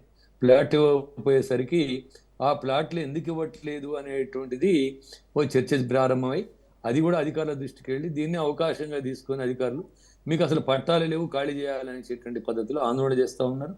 అదేవిధంగా వాళ్ళు అనేక ఒత్తిడి చేస్తున్నటువంటి పరిస్థితుల్లో ఇలా ఆ భూదాన్ బోర్డు సంబంధించినటువంటి ఉద్యోగులు ఇటీవల కాలంలో మేము అసలు పట్టాలే ఇవ్వలేదు, ఈ నకిలీ పట్టాలు, మీరు పట్టాలు చూపించండి అనేటువంటి పద్ధతుల్లో ఉండి కోర్టుకు కూడా సబ్మిట్ చేసిన ఫలితంగా హైకోర్టు కానీ సిసిఎల్ఏ కానీ ఈ భూముల్లో మేము ఎవరం పట్టాలి లేదు, ఈ భూదాన భూములు, ఈ విలువైనటువంటి భూములు, కాబట్టి ఈ భూముల్లో మీరు ఖాళీ చేసి పోవాల్సిందే అనేటువంటి పద్ధతుల్లో వాళ్ళు చేసి అలా ఖాళీ చేయించడానికి ప్రయత్నం చేశారు. మేము అడిగేది ఏంటంటే, వాళ్ళు చట్టబద్ధంగా ఆడ నివాసానికి ఉండడానికి వచ్చారా, చట్ట విరుద్ధంగా వాళ్ళు పేదలు ఆశ కోసమో లేకపోతే వాళ్ళు గూడు కోసం వచ్చారనేటువంటి ఒక అంశం పక్కన పెడితే, ఇంతమంది పేదలు ఒక 8 సంవత్సరాలుగా అక్కడ జీవిస్తున్నారు, ఒక గూడును ఏర్పాటు చేసుకున్నారు, వాళ్ళు ఒక రకంగా అక్కడ వాళ్ళ జీవితాన్ని కొనసాగిస్తున్నారు, పసి పిల్లల దగ్గర నుంచి చదువుకునేటువంటి పిల్లల దాకా ఉన్నారు. అలాంటిటువంటి పరిస్థితుల్లో వాళ్ళకి అక్కడ స్థిర నివాసం ఏర్పాటు చేయడానికి, అందులో నిజంగా అనర్హులు ఎవరు ఉంటే పక్కన పెట్టి, అక్రమాలు చేసినటువంటి వాళ్ళు ఎవరు ఉంటే పక్కన పెట్టి, అర్హులైనటువంటి వాళ్ళకి పట్టాలు ఇవ్వగలిగితే అది ఉపయోగం ఉండేది అనేటువంటిది మేము భావిస్తున్నాం. ప్రభుత్వం అటు నోటీసులు ఇవ్వకుండా, అదేవిధంగా ముందస్తు చర్యలు తీసుకోకుండా, ప్రత్యేకంగా వాళ్ళకి పునరావాసం కల్పించకుండా, ప్రత్యామ్నాయం ఉంచకుండా, ఒక రోజుకి అది బుల్డోజ్ చేసి తీసేసేటువంటి పద్ధతులు అనేక మంది బతుకుల్ని బుగ్గిపాలు చేసినటువంటి స్థితి ఉంది. దీన్ని మేము ఖండిస్తా ఉన్నాం. ఇది ఒకటైతే, రెండోది మీ రోజా గారు అడిగినటువంటి ప్రశ్నకు సంబంధించినటువంటిది, కమ్యూనిస్టులు సైలెంట్గా ఉన్నారు. కమ్యూనిస్టులు ఎప్పుడు సైలెంట్గా లేరు, అందరు అనుకునేటువంటి వయలెంట్ కూడా లేరు దానికి సంబంధించినటువంటిది. అప్పుడు హేతుబద్ధంగా విషయాన్ని బట్టి విషయ ప్రాతిపదిక ఉన్నారు. మీరు ఖమ్మం జిల్లాని ఇంతకుముందు పెద్దలు ఎవరో చెప్తున్నారు, ఖమ్మం జిల్లాలో అయితే ఖమ్మం జిల్లా అన్నటువంటి ఏజెన్సీ ప్రాంతాల నుంచి అన్ని ప్రాంతాల్లో ప్రజలకి భూములు దక్కాలని, ఇండ్లు స్థలాలు రావాలని చెప్పి పోరాడి లక్షల ఎకరాల భూమిని పంచినటువంటిది కమ్యూనిస్టులు. మా పార్టీతో సహా కమ్యూనిస్టులు అందరూ భూములు పంచారు, ఇండ్లు పంచారు. దాదాపు 100 గ్రామాల్ని నిర్వాసిత ఆదివాసీలతోని, ఛత్తీస్గఢ్ నుంచి వాళ్ళు పొట్ట చేత పట్టుకుని వచ్చినటువంటి వాళ్ళు అందరితోటి మేమే 100 గ్రామాలు నిర్మించి వాళ్ళకి ఓటు హక్కు కోసం, వాళ్ళకి అనేక హక్కుల కోసం, పొడు హక్కుల కోసం కొట్టాడినటువంటి చరిత్ర ఉంది. కాబట్టి ఇక్కడ ఆ బుల్డోజ్ చేసేటప్పుడు చుట్టూ 4000 మంది పోలీసులను పెట్టి ఎవరిని రానియకుండా స్థితిలో ఎందుకు పోలేదని చెప్పి ఎవరో యూట్యూబ్ ఛానల్లో వాళ్ళు రేటింగ్ కోసం మాట్లాడినటువంటి మాటల్ని మనం పరిగణలోకి తీసుకుంటే తప్పు అనేటువంటిది మేము భావిస్తాం. ఈ రోజు మా కార్యకర్తలు, ఇతర అఖిలపక్ష కార్యకర్తలందరినీ కలుపుకొని వాళ్ళ బాధితుల్ని కలిసాం, ఇవాళ కలెక్టర్ని కలిసాం. అదేవిధంగా అందరికి బాధితులకి నిజమైన న్యాయం జరగాల, అక్కడే పట్టా హక్కులు ఇవ్వాలా, అర్హత ఉన్నటువంటి ఖమ్మం జిల్లాలో ఉన్నటువంటి వాళ్ళందరికీ పట్టా హక్కులు ఇవ్వాలా, వాళ్ళకి పక్కా ఇళ్ళు నిర్మించాలా, ఇందిరమ్మ గృహాలు కూడా ఇవ్వాలని చెప్పి మేము డిమాండ్ చేస్తున్నాం. కలెక్టర్ డిమాండ్ చేస్తున్నాం, మంత్రికి విజ్ఞప్తి చేశాం. వాళ్ళందరూ కూడా సానుకూలంగా ఉంటాం అనేటువంటి చెప్పారు. ఉంటారా లేరా అనేది ఏ ప్రభుత్వం అయినా, నిన్న బీఆర్ఎస్ ప్రభుత్వం కూడా 2014 నుంచి మీరు అన్నట్టు, లేదా 2018 నుంచి 2023 వరకు బీఆర్ఎస్ ప్రభుత్వం అధికారంలో ఉంది. ఆ ప్రభుత్వం కూడా 2 సార్లు ఇళ్లను కూల్చడానికి ప్రయత్నం చేసింది, పోలీసులు బుల్డోజర్లు తీసుకొని వెళ్ళింది. ఆ ప్రభుత్వం కానీ ఈ ప్రభుత్వం కానీ కూల్చివేతల్లో కానీ ప్రజల భూములు ఆక్రమించడంలో కానీ ముందరుసులే ఉంటాయనే చూడాలి. ఇంతకుముందు సత్యవర్ధన్ రెడ్డి గారు వారు చెప్పారు, బీజేపీ వారు, అక్కడ సరోవర్ ప్రాజెక్టు కోసం 12,000 మంది నిర్వాసితులు అవుతారంటే వాళ్ళకి ఏం పునరావాసం చూపించారు? ఇలా గోడున బుల్డోజర్ న్యాయంతో ఉత్తరప్రదేశ్లో, గుజరాత్లో, మహారాష్ట్రలో, లేకపోతే ఇంకో రాష్ట్రంలో ఇండ్లు కోల్పోయి ఇళ్లనే ధ్వంసం చేస్తున్నటువంటి పరిస్థితి కూడా ఇలా చూస్తున్నాం. అందుకనే పాలకుల అందరు ఎవరైనా, ఏ పార్టీ అయినా, పాలకుల తీరు వేరు, ప్రజల బతుకు పోరాటం వేరు అనేటువంటిది మేము భావిస్తా ఉన్నాం. అందుకే అధికారంలో ఉన్నప్పుడు ఒక మాట మాట్లాడతారు, అధికారంలో లేనప్పుడు ఒకటి మాట్లాడతారు. కమ్యూనిస్టులు ఎప్పుడు ఒకటే మాట మాట్లాడతారు, ప్రజల తరపునే మాట్లాడతారు. కాబట్టి ఇక్కడ కమ్యూనిస్టులు హేతుబద్ధంగా ఉన్నది. అందుకనే మేము కోరేది ఏంటంటే, వాళ్ళకి బియ్యాల అక్రమార్కులు ఎవరు ఉంటే వాళ్ళని కూడా శిక్షించాలనేటువంటిది మేము డిమాండ్ చేస్తాం. ప్రజలకు మాత్రం న్యాయం జరగాలనేటువంటిది మనం డిమాండ్ చేస్తున్నాం. ఈ పోరాటాన్ని అఖిలపక్షంగా మా పార్టీగా, సిపిఐఎంఎల్ మాస్ లైన్ పార్టీగా కొనసాగిస్తున్న ఆ ప్రజలు 200 మంది మా దగ్గరకు వచ్చి మా దగ్గర డబ్బులు తీసుకున్నారు, మాకు ప్లాట్కి పట్టాలు రావట్లేదు, బలవంతంగా ఖాళీ చేయించే ప్రయత్నం చేస్తున్నారంటే ఆడొక పార్టీ నాయకత్వం వహిస్తుంది. కాబట్టి ఇంకో పార్టీ జోక్యం చేసుకుని విచ్ఛిన్నం చేస్తే అధికార యంత్రాంగానికి అలుసుగా మారుద్ది. కాబట్టి మీరందరూ ఐక్యంగా ఉండి పోరాడండి అని చెప్పి మేము 2 నెలల నుంచి వాళ్ళకి సలహా ఇస్తూ వచ్చాం, వాళ్ళకి డైరెక్షన్స్ ఇస్తూ వచ్చాం. కాబట్టి ఒక యునైటెడ్ గా పోరాటం చేయడం అవసరం. కాబట్టి ఇలా మేమైనా ఇంక ఇతర కమ్యూనిస్ట్ పార్టీలను అందులో విచ్ఛిన్నం చేసేటువంటి పని పూనుకోవడం అనేటువంటిది ప్రజలకి నష్టం జరుగుతుంది. అందుకనే మేము ఇప్పుడు కోరేది ఏంటంటే, ఆ ప్రజలంతా పునరావాస శిబిరాల్లో ఉన్నారు, కొంతమంది మా ఆఫీసులో ఉండడానికి వస్తున్నటువంటి పరిస్థితి ఉన్నది. కాబట్టి వాళ్ళ తరపున మేము అండగా ఉంటాం. వాళ్ళు పట్టా హక్కులు వచ్చే వరకు వాళ్ళకి ఖచ్చితంగా మీరు ప్రత్యామ్నాయం పోరాడతారు. లభించే వరకు మేము పోరాటం చేస్తాం. అదేవిధంగా ప్రభుత్వాన్ని ఈ పార్టీలు కూడా మాట్లాడడం కంటే కూడా నిన్నేం చేశారు, ఇవాళ ఏం చేస్తున్నారు, ప్రజలకు అందరికీ పాత విమర్శలు మాని కేవలం రాజకీయ విమర్శలు మాని ప్రజల తరపున వాళ్ళకి హక్కులు వచ్చేటట్టు నిజాయితీగా అందరం పనిచేయాలని చెప్పి మేము కోరుతాం. Correct sir. ఎస్, ఇక నుమాన్ గారు మీరు చాలా మందికి Last feature, ఆన్సర్ చేయాల్సి అధికార ఉంటుంది. ఎస్ నుమాన్ గారు, అధికారంలోకి వచ్చే ముందు అంటే ఎన్నికల ముందు మీరు ప్రజల దగ్గరకు వెళ్ళి మేము అధికారంలోకి రాగానే మీ పేదలందరికీ ఇళ్ళు ఇస్తామని అన్నారు. ఇవాళ అదే పేదలకు ఏదో పైసా కూడబెట్టి కట్టుకున్న ఇళ్లను బుల్డోజర్లతో కూల్చివేస్తూ మీరు ప్రజాపాలన ప్రజాప్రభుత్వం అని చెప్పుకుంటూ ఉన్నారు. ఇవాళ ఏదైతే మధు పార్క్ రిడ్జ్ అక్కడికి వెళ్ళి కనుక మీరు చిన్నపిల్లల్ని పలకరిస్తే వాళ్ళు చెప్తున్నది ఏంటి తెలుసా? రేవంత్ రెడ్డి కల్లోకి గాంధీజీ వచ్చి చెప్పాడా నాకు ఇక్కడ విగ్రహం కట్టమని అని అడుగుతున్నారు వాళ్ళకి మీరు చెప్పేటువంటి సమాధానం ఏంటి? కాంగ్రెస్కు ఓటేసినందుకు మాకు తగిన శిక్ష జరిగింది అని భావోద్వేగంగా మాట్లాడుతూ ఉన్నారు భూదాన్ బాధితులు. మూసీ ప్రక్షాళన పేరుతో ప్రజలను నడి రోడ్డు మీద పడేయడమే ప్రజాపాలన. కాంగ్రెస్ వీటన్నింటికీ ఏం సమాధానం చెప్తుంది? మున్సిపల్ ఎలక్షన్స్ అయ్యేంత వరకు సైలెంట్గా ఉండి ఎలక్షన్స్ అయిపోయిన తర్వాత ఒక మంచి పక్కా ప్లాన్తో ఈ రకమైనటువంటి దాడులకు, ఈ రకమైనటువంటి బుల్డోజ్ రాజకీయాలకు తెరతీసింది కాంగ్రెస్ ప్రభుత్వం అని రకరకాల విమర్శలు వస్తున్నాయి. Very good evening to you, madam, as well as all the fellow panel members and viewers. ఏదైతే మనం మాట్లాడుతున్నామో 2 ఇన్సిడెంట్స్ గురించి. Number 1, Madhu park ridge apartments ఏదైతే ఉన్నాయో వాటి యొక్క నోటీసులు సర్వ్ చేశారు గవర్నమెంట్ ద్వారా. దాని గురించి అవి డిమాలిషన్ ప్రాసెస్ స్టార్ట్ అవబోతుంది. దాని గురించి అక్కడ ఉన్నటువంటి ఆందోళన గురించి మనం మాట్లాడుతున్నాం. At the same time Velugumetla in suburbs of Khammam, outside of ఖమ్మంలో ఎక్కడైతే ఆందోళన జరుగుతుందో దాని గురించి మనం మాట్లాడుతున్నాం. ఫస్ట్ ఆఫ్ ఆల్ ఇక్కడ డైరెక్ట్ విక్టిమ్ గా ఉన్నటువంటి శ్రీదేవి గారు వారు ఫస్ట్ మాట్లాడారు. వారి మాటలు నేను విన్నాను. వారి యొక్క ఎమోషన్స్ ని నేను కానీ మా ప్రభుత్వం కానీ క్లియర్ గా అర్థం చేసుకుంటుంది.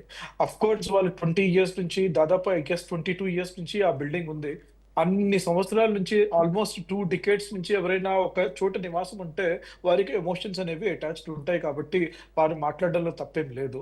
అక్కడ ఉన్నటువంటి సీనియర్ సిటిజన్స్ కానివ్వండి, ఎల్డర్స్ కానివ్వండి, పిల్లలు కానివ్వండి, ప్రతి ఒక్కరు అక్కడ వాళ్ళకు ఉన్నటువంటి ఫీలింగ్స్ వాళ్ళు మెన్షన్ చేస్తున్నారు. దాంట్లో ఎటువంటి తప్పులేదు. కానీ నేను 2 విషయాలు మీ ద్వారా తెలియజేసుకుంటున్నాను. First of all, Indian constitution ప్రకారం ఇది రైట్ టు ప్రాపర్టీ అనేది కాన్స్టిట్యూషనల్ రైట్, ఫండమెంటల్ రైట్ కాదు.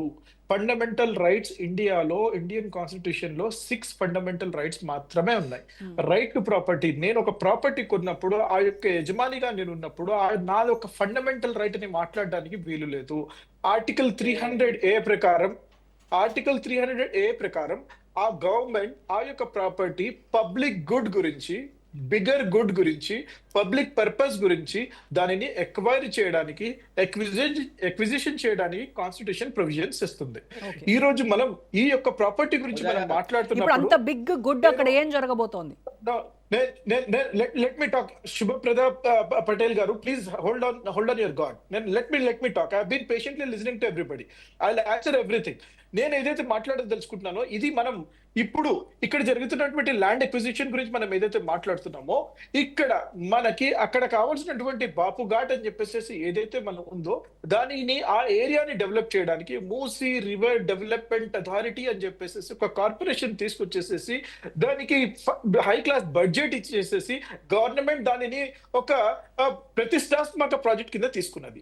దాంట్లో భాగంగా అక్కడ ఉన్నటువంటి FTL బఫర్ జోన్స్ ని వారు వెడల్పు చేస్తూ దానిని కరెక్షన్స్ చేస్తూ దానికి కావాల్సినటువంటి రివర్ ఫ్రంట్ కట్టడానికి ఫస్ట్ ఫేజ్ లో ఉన్నటువంటి ప్రాపర్టీస్ ని ఎక్వైర్ చేయడానికి గవర్నమెంట్ ఒక నోటీస్ ఇచ్చింది.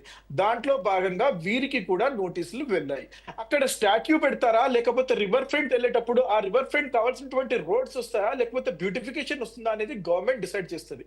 ఒకవేళ ల్యాండ్ ఎక్విజిషన్ చేయాలి అని అంటే right to fair compensation and transparency in land acquisition act అని 2013లో యూపీఏ గవర్నమెంట్ లో తీసుకురావడం జరిగింది. 4 కండిషన్స్ ఉన్నాయి. 4 కండిషన్స్ ఫుల్ఫిల్ అయిన తర్వాత ప్రతి ఒక్క బాధితుడిని వారిని కంపెన్సేట్ చేసిన తర్వాత వారి ల్యాండ్ ఎక్విజిషన్ చేయడానికి ప్రొవిజన్ ఉన్నది. వాటి యొక్క 4 ఫ్యాక్టర్స్ లో సోషల్ ఇంపాక్ట్ అసెస్మెంట్, ప్రతి ఒక్క కుటుంబానికి అక్కడ ఎవరైతే ఉన్నారో వారి యొక్క క్యాస్ట్ ఏంటి, వారి యొక్క రిలీజన్ ఏంటి, వారి యొక్క ఆర్థిక స్థితిగతులు ఏంటి, వారు నివాసం ఓన్ గా తీసుకుని ఉంటున్నారా, టెనెంట్ గా ఉంటున్నారా అనేది ఒక ఇంపాక్ట్ అసెస్మెంట్ స్టడీ చేస్తారు. దాని తర్వాత ఫేర్ మార్కెట్ కంపెన్సేషన్ ఆ మార్కెట్ ఏరియాలో ఉన్నప్పుడు పర్ ఎస్ఎఫ్టీ ఎంత ఉంది, ఆ రేట్ ఎంత ఇవ్వాలి అని చెప్పేసి ఇంకో అసెస్మెంట్ జరుగుతుంది, which is fair market compensation. దాని తర్వాత వారికి రీహాబిలిటేషన్ అండ్ రీసెటిల్మెంట్ అని చెప్పేసి మరో చోట అపర్ణలో ఇస్తారా, వాసవిలో ఇస్తారా, గవర్నమెంట్ మరో చోట కట్టిస్తుందా అని చెప్పేసి, లేకపోతే వారికి కంపెన్సేషన్ ఇస్తుందా అని చెప్పేసి గవర్నమెంట్ ఆలోచన చేస్తుంది. That is rehabilitation and resettlement. వీటన్నిటికీ ఈ రీహాబిలిటేషన్ రీసెటిల్మెంట్ గురించి వాళ్ళతో మాట్లాడారా? Madam, please hold on. Ma'am, actually, first of all, before giving the notice only, before social assessment only, they have given the notice. Before social assessment only, they have given the notice. ఒక నిమిషం శ్రీదేవి గారు, let me complete. నేను 4th point చెప్పారా? చెప్పలేదు కదా, ఎందుకు తొందరపడుతున్నారు మీరు? Consent provisions ఉండాలా, కన్సెంట్ ప్రొవిజన్స్ అంటే ఇవన్నీ మీకు నేను నోటీసులు ఇచ్చాము, మీ యొక్క ల్యాండ్ మేము తీసుకోబోతున్నాము, దీనికి మేము ఈ కంపెన్సేషన్ ఇస్తున్నాము, మీకు ఓకే అంటే మీ కన్సెంట్ ఇవ్వండి అని చెప్పేసి 4th ప్రొవిజన్. అక్కడికి రాకముందు డిస్కషన్స్ జరుగుతున్నప్పుడు, డైలాగ్ జరుగుతున్నప్పుడు, లగచర్ల ఇన్సిడెంట్ జరిగినప్పుడు కూడా ఇదే మాదిరిగా మీరు చేస్తారు. ఔటర్ రింగ్ రోడ్ కట్టేటప్పుడు డాక్టర్ వైఎస్ఆర్ గారు, అప్పుడు ఔటర్ రింగ్ రోడ్ కట్టేటప్పుడు కూడా వారు చెప్పేసి ప్రతిపక్షాలు సమాధానం డైవర్షన్ పోతుంది. ఇంత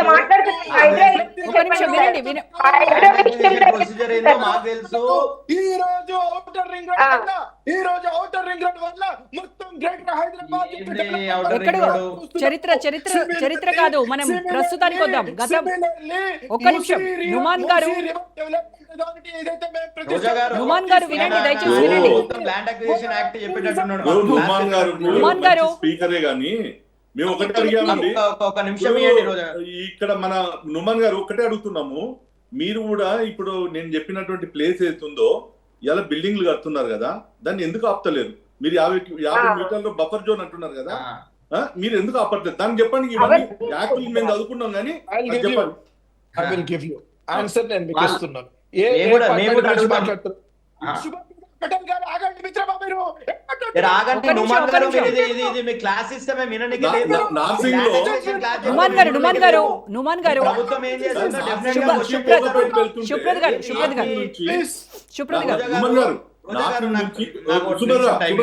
ఒక నిమిషం, నార్సింగ్ నుంచి కోకపేటకి వెళ్తుంటే లెఫ్ట్ సైడ్ బ్రిడ్జ్ అనుకొని ఒక కన్స్ట్రక్షన్ జరుగుతా ఉంది. అది విన్నారు ఇందాక, దానికి సమాధానం చెప్పండి.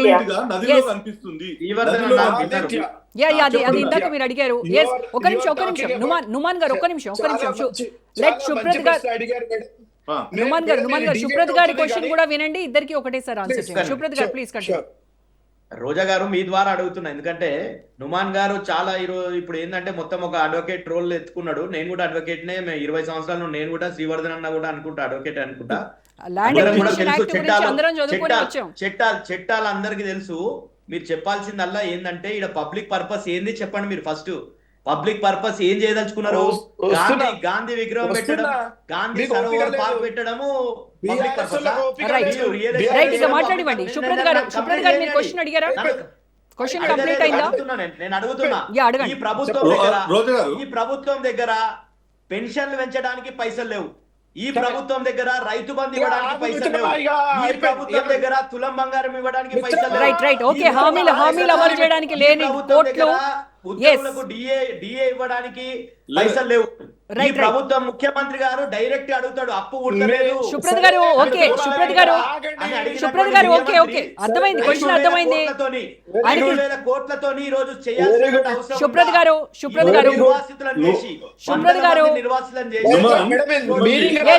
క్వశ్చన్ అర్థమైంది. ఆయనకి సమాధానం చెప్పండి. ఒక నిమిషం శ్రీవర్ధన్ గారు ప్లీజ్ క్వశ్చన్స్ తోనే అయిపోతుంది మన టైం. ఆన్సర్ చేయండి దయచేసి. ఒకటే క్వశ్చన్ తో మీరు చెప్పండి. ఈ రోజు మీరు కంపెన్సేషన్ ఇస్తని చెప్తున్నారు. ఏదైతే కోకపేటలో ఒక ఎకరా 150 కోట్లకు అమ్మారు, గవర్నమెంట్ వాల్యూ 25 కోట్లు ఎంతో ఉంది. ఈ రోజు మీరు కంపెన్సేషన్ ఇచ్చేది ఎంత ఇస్తారంటే 10 కోట్ల లాగా ఇస్తారు. మరి పక్కనున్న కోకపేట 150 కోట్లు ఇచ్చి మీరు అన్ని పైసలు తీసుకొని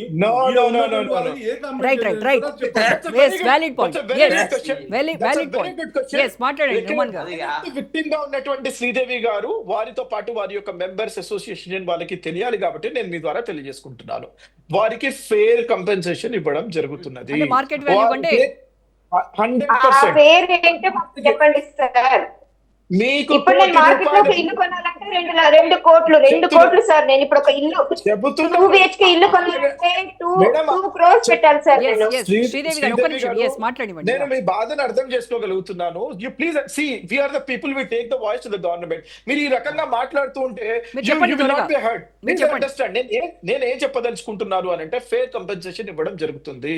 కంపెన్సేషన్ అక్కడ ఫేర్ మార్కెట్ అసెస్మెంట్ జరిగిన తర్వాత వారికి ₹1,00,00,000 ఫ్లాట్ ఉంటే ₹1,00,00,000 ఫ్లాట్ అక్కడ ఇవ్వడం జరుగుతున్నది. అంతేగాని మీరు ఇక్కడ వచ్చేసేసి ₹1,00,00,000కి 10 లక్షలు ఇస్తారా, 20 లక్షలు ఇస్తారా? That is not fair compensation. You can go to the court. There is an act. Please understand. నేను ఇంకో విషయం, వారు ఏదైతే మాట్లాడుతున్నారో శుభప్రద పటేల్ గారు ఏదైతే 5,000 కోట్లు పెట్టేసేసి పబ్లిక్ పర్పస్ కి ఏం పబ్లిక్ పర్పస్ చూపిస్తున్నారు అని చెప్పేసి please understand. Tourism is one of the bigger aspect. Tourism ద్వారా ఈ రోజు ఇండియాలో నార్త్ ఇండియాలో వారు సబర్మతి తీరాన ఏ రకంగా అయితే వారు కట్టారో దాని ద్వారా ఎంత ఈ రోజు వారికి గవర్నమెంట్ కి ఖజానా చేకూరుస్తుందో ఒక్కసారి స్టడీ చేయండి మీరు. ఇక్కడ మన మూసీ రివర్ డెవలప్మెంట్ అథారిటీ అని తీసుకున్నప్పుడు ఓన్లీ అది స్టాట్యూస్ కి మాత్రమే పరిమితం కాదండి. ఇక్కడ జనాలు వస్తారు, టూరిజం హబ్ గా మారుతుంది. జనాలు వచ్చి ఇక్కడ హోటల్స్ తీసుకుంటారు, వారు they will come here for excursion. వారు ఇక్కడ ఉంటారు కాబట్టి గవర్నమెంట్ కి ఖజానా వస్తుంది. ఇది ప్రభుత్వానికి చేకూరుతుంది. మిస్ ఇండియాని ఇక్కడ తీసుకొచ్చినప్పుడు కూడా ఇదే చెప్పారు, టూరిజం డెవలప్ అవుతుంది, ఇక్కడ బిజినెస్ వస్తుంది అని చెప్పారు. మరి ఎంత బిజినెస్ చేశారో డెవలప్ చేస్తున్నారు కదా, ఇప్పుడు వాళ్ళ బఫర్లు లేదా? మేడం ఏమన్నారు? What was the question? ఇప్పుడు మీరు ఏం చెప్తున్నారు? నా క్వశ్చన్ అంటున్నారా? శ్రీదేవి గారు నా క్వశ్చన్ ఏంటంటే ఇప్పుడు మీరు డెవలప్ చేస్తాను అంటున్నారు కదా, ఏదో హోటల్స్. ఇప్పుడు వాళ్ళు బఫర్ లో రారా సార్? ఇప్పుడు వాళ్ళు బఫర్ లో రారా? నా క్వశ్చన్. సేమ్ ఇదే మధు పార్క్ ప్లేస్ ఇప్పుడు మీరు చెప్తున్నారు కదా డెవలప్ 7 stars hotels కడుతున్నారు కదా, అది బఫర్ జోన్ లో ఉండవా? హోటల్స్ హై రైజ్ బిల్డింగ్స్ కడుతున్నారు. సారీ మేడం శ్రీదేవి గారు, you have misunderstood my point. నేను ఏం చెప్పదలుచుకుంటానంటే దాన్ని కూల్చిన తర్వాత దానిని ఏ రకంగా వాడుతుంది అనేది గవర్నమెంట్ నోటిఫికేషన్ ఇచ్చిన తర్వాత తెలుస్తుంది. అక్కడ హోటల్ కడతారని నేను ఎప్పుడు చెప్పలేదు. మీరు జస్ట్ ఖాళీ ల్యాండ్ పెట్టారో లేదా గ్రీనరీ ల్యాండ్ పెట్టారంటే మీకు ఏ రెవెన్యూ రాదు. మీకు రెవెన్యూ రావాలంటే just you have to construct some high rise buildings for the business purpose. మీరు ఒక బిజినెస్ పర్పస్ స్టార్ట్ చేస్తే గానీ మీకు రెవెన్యూ రాదు. మీరు ఖాళీగా పెట్టి పార్కులు చేస్తారు, నీరు శుభ్రం చేస్తే మీకు రెవెన్యూ రాదు. సో అంటే రెవెన్యూ రాని ప్రాజెక్ట్ మీకు ఎందుకు? Okay, very good question madam. మీరు ఏదైతే ROI గురించి మాట్లాడుతున్నారో, రిటర్న్ ఆన్ ఇన్వెస్ట్మెంట్ గురించి మాట్లాడుతున్నారో, ప్రభుత్వం ఇది చాలా ప్రతిష్టాత్మకంగా తీసుకున్నటువంటి ఒక ప్రాజెక్ట్. మూసీ ప్రాజెక్ట్ ఈ రోజు మూసీ రివర్ మీరు ఒక్కసారి చూసుకుంటే అత్యంత దారుణమైన పరిస్థితిలో వాటర్ బాడీస్ అనేవి మొత్తం దయనీయమైన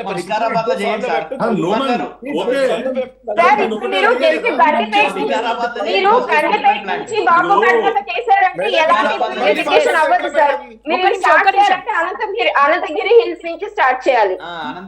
మీరు గండిపేట నుంచి బాపు ఘాట్ దాకా let me finish my question.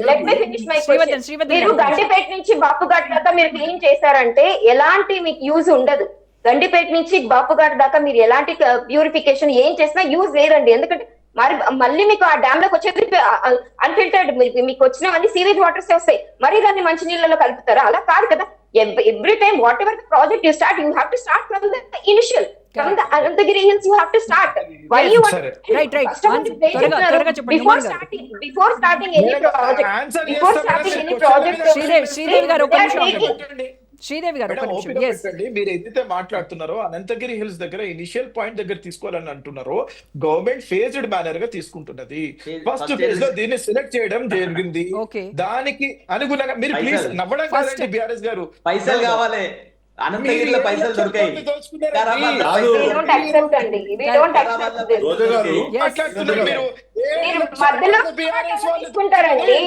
BRS వాళ్ళు 7 లక్షల కోట్లు దోచుకున్నారండి.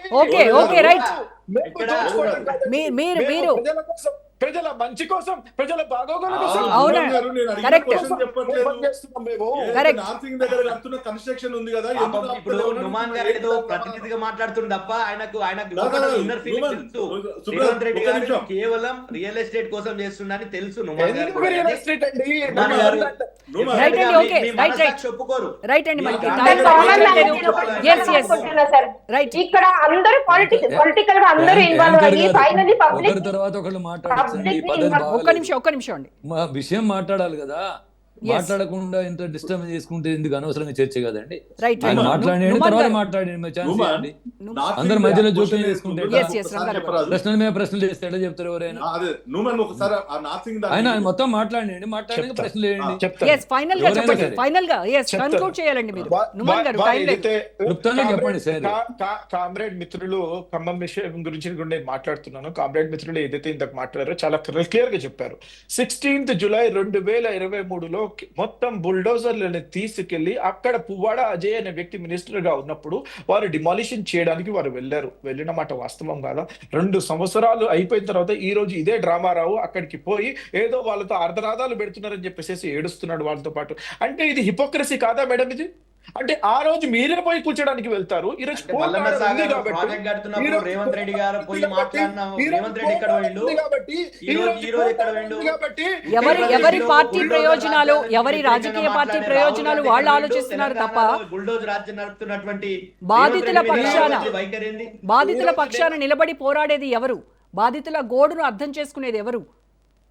బాధితుల గోడు అనేది మీరు ఏదైతే మాట్లాడుతున్నారో భూధాన్ గురించి, వారు అక్కడ పేటిఎం బ్యాచ్ పోయి పేడ్ ఆర్టిస్టులు చేస్తున్నారు. ఇక్కడ మీడియా వాళ్ళు కల్పిస్తున్నటువంటి ఒక సృష్టి మాత్రమే. అక్కడ ఉన్నటువంటి రియల్ విక్టిమ్స్ ని ఐడెంటిఫై చేసి గవర్నమెంట్ కంపెన్సేట్ చేస్తుందండి. మేము we're giving them homes, Indiramma ఇల్లు ఇస్తున్నాము. వాళ్ళు ఏమి ఏదలుచుకున్నారు చెప్పండి? మేము ఇవ్వడం లేదా? ఒకవేళ ఇవ్వకపోతే ఆ మాట మీరు చెప్పాలా? రిహాబిలిటేషన్ ఇస్తున్నాము, సరే, resettlement అవి ఇస్తున్నాము ఇంకా వాళ్ళకి. మీరు ఇచ్చినటువంటి హామీలు ఏ స్థాయిలో ఎంతవరకు అవి వెళ్ళాయో అనేది అది ఒక పెద్ద చాలా పెద్ద బిగ్ డిబేట్ అవుతుంది అది. ఈ పర్టికులర్ స్పెసిఫిక్ కేస్ గురించి వీఆర్ కన్సిడరింగ్ ద రిక్వెస్ట్, వారి యొక్క రిహాబిలిటేషన్ ఇవ్వడం జరుగుతుంది. రైట్ 100% ఈ రోజు మంత్రిగా ఉన్నటువంటి రెవెన్యూ శాఖ మంత్రిగా ఉన్నటువంటి పొంగులేటి శ్రీనివాస్ రెడ్డి గారు ఈ రోజు సచివాలయంలో సెక్రటరియట్ లో వాళ్ళు ప్రెస్ మీట్ పెట్టి మరి వారు మాట్లాడారు. నేను చెప్పడం కాదండి, గవర్నమెంట్ క్లియర్ గా ఒకవేళ స్పెసిఫిక్ మీకు చెబితే మాత్రం అది ఇవ్వడం జరుగుతుంది. ఎస్ అక్కడ బాధితులు కూడా అదే చెప్తున్నారు. ఎన్నికల ముందు ఆ ముగ్గురు మంత్రులు సదరు వ్యక్తులు ఎవరైతే ఉన్నారో వాళ్ళు వచ్చి కాళ్ళ మీద పడి ఓట్లు అడిగారు. ఈ రోజు మాత్రం ఎవరు కనబడనటువంటి ఎక్కడికో వెళ్ళిపోయారని చెప్పేసి కూడా వాళ్ళు విమర్శిస్తూ ఉన్నారు. నో రెస్పాండ్ అయ్యారు కదండి. ఈ రోజు బట్టి విక్రమార్క గారు వారి యొక్క కుమారుడి పెళ్లి పనులలో హీఈస్ బిజీ. బట్ పొంగులేటి గారు రెవెన్యూ శాఖ మంత్రి ఈజ్ కీలక పోర్ట్ఫోలియోలో ఉన్నారు. వారు రెస్పాండ్ అవుతున్నారు కదండి. మీరు నేనేం చెప్పదలుచుకుంటున్నానంటే ఒక డెవలప్మెంట్ గురించి మనం మాట్లాడతాం. మనకి పనికొచ్చే విధంగా Yes, conclude చేయండి. yes టైం లేదు మనకి. Conclude చేయండి. శ్రీవర్ధన్ రెడ్డి గారు, మీరు కోకాపేట్ గురించి మీరు ఏదైతే మాట్లాడుతున్నారో నాకు అర్థమైంది. దానికి సమాధానం ఏది? ఆదిత్య గారి గురించి మాట్లాడుతున్నారు, తోటా చంద్రశేఖర్ గారి గురించి, వారి యొక్క ప్రాపర్టీ గురించి మీరు మాట్లాడుతున్నారు. నీళ్లలో ఉంది కేబుల్, మన outer ring road service road కి ఆనుకొని ఉంటుందని చెప్పేసి మీరు మాట్లాడుతున్నారు. నాకు అర్థమైంది అది మీకు ఉంది కదా, మీకు ప్రాబ్లం ఉంది కదా. హైడ్రా అనేది వి హావ్ ఓపెన్ డేట్. హైడ్రాకి రంగనాథ్ గారికి యు ప్లీజ్ ఇంటిమేట్. అది ఆయన ప్రాబ్లమా? అది ఆయన ప్రాబ్లమా? అది శ్రీవర్ధన్ రెడ్డి ప్రాబ్లమా? That is not at all fair. Hello Numan గారు ఒక నిమిషం వినండి. అది శ్రీవర్ధన్ రెడ్డి గారి ప్రాబ్లమా? ఆయన వెళ్ళి హైడ్రాకి అప్రోచ్ అవ్వడం కోసం గవర్నమెంట్ ఏం చేస్తుంది? కళ్ళు మూసుకున్నదా? రెవెన్యూ మినిస్టర్ ఏం చేస్తున్నారు? గవర్నమెంట్ ప్లాట్ఫామ్ ఇచ్చింది. మీరు మాకు డైరెక్ట్ గా ఇచ్చారు. కథలు చెప్తున్నారు. ఆడ జరుగుతున్న విషయాల మీద మాట్లాడాలంటే హైడ్రాకు పోయి కంప్లైంట్ చేయాలా? శ్రీవర్ధన్ రెడ్డి గారు తెలియదా? మీరు ప్రతి ఒక్కటి చేస్తారు సార్, మీరు ప్రతి ఒక్కటి కంప్లైంట్ చేస్తారు. దీన్ని కూడా చేయండి. Who is stopping you? కాదు, మీకు మాత్రం పట్టదు. మీకు మాత్రం పట్టదు.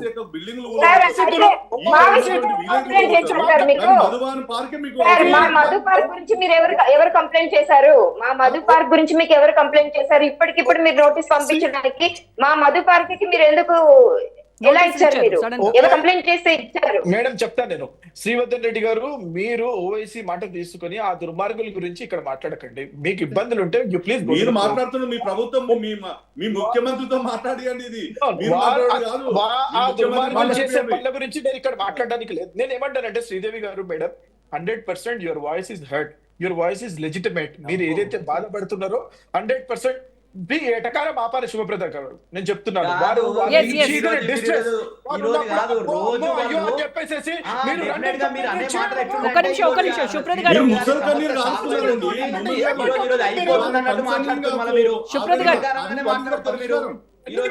ఒక నిమిషం శుభ్రత గారు దయచేసి ఆగండి. తీసేసుకుంటారు అన్నట్టు మాట్లాడుతున్నారు నుమాన్ గారు. రైట్. ఆ ఎట్లా రన్నింగ్ మీరు ఆపండి, మీ పార్టీ ఆపాలి మీరు. స్టాండ్ ఆ మాట్లాడండి, రన్నింగ్ ఈ కాబట్టి గవర్నమెంట్ ఆపండి స్టాండ్ మీరు. మాట్లాడండి. మేడం శ్రీదేవి గారు, ఈ మీడియా యొక్క సృష్టి గురించి మీరు పట్టించుకోకండి. అందరూ ఇప్పుడు 100% మీడియా government- సృష్టి ఏం లేదు ఇందులో. ఆవిడ స్వయంగా బాధితురాలు. ఒక వర్గం- శ్రీదేవి ఒక గారు వర్గం- బాధితురాలా, పెయిడ్ బ్యాచా? మేడం, ఒక వర్గం మీడియా ఉంది, వారు ఇదే పనిగా ఇక్కడ పొద్దున వర్గం వస్తున్న మీడియా? 9 నుంచి సాయంత్రం మీరు నుమాన్ గారు ఒక్కసారి నా మాట వింటే నా బాధ చెప్తాను. ఒక్కసారి నా మాట వింటే నా మాట నుమాన్ గారు ఒక ఒక్కసారి నిమిషం ఆగండి, ఒక నిమిషం ఆగండి. ఒక్కసారి ఎస్ శ్రీదేవి గారు మాట్లాడండి. మ్యామ్, ఇదే మేము యాక్చువల్లీ మాకు ఏంటంటే గండిపేట నుంచి బాపుగఢ్ దాకా ఈ మొత్తం స్ట్రెచ్ వస్తున్న హౌసెస్ అన్ని ఎఫెక్ట్ అవుతున్నాయి మ్యామ్.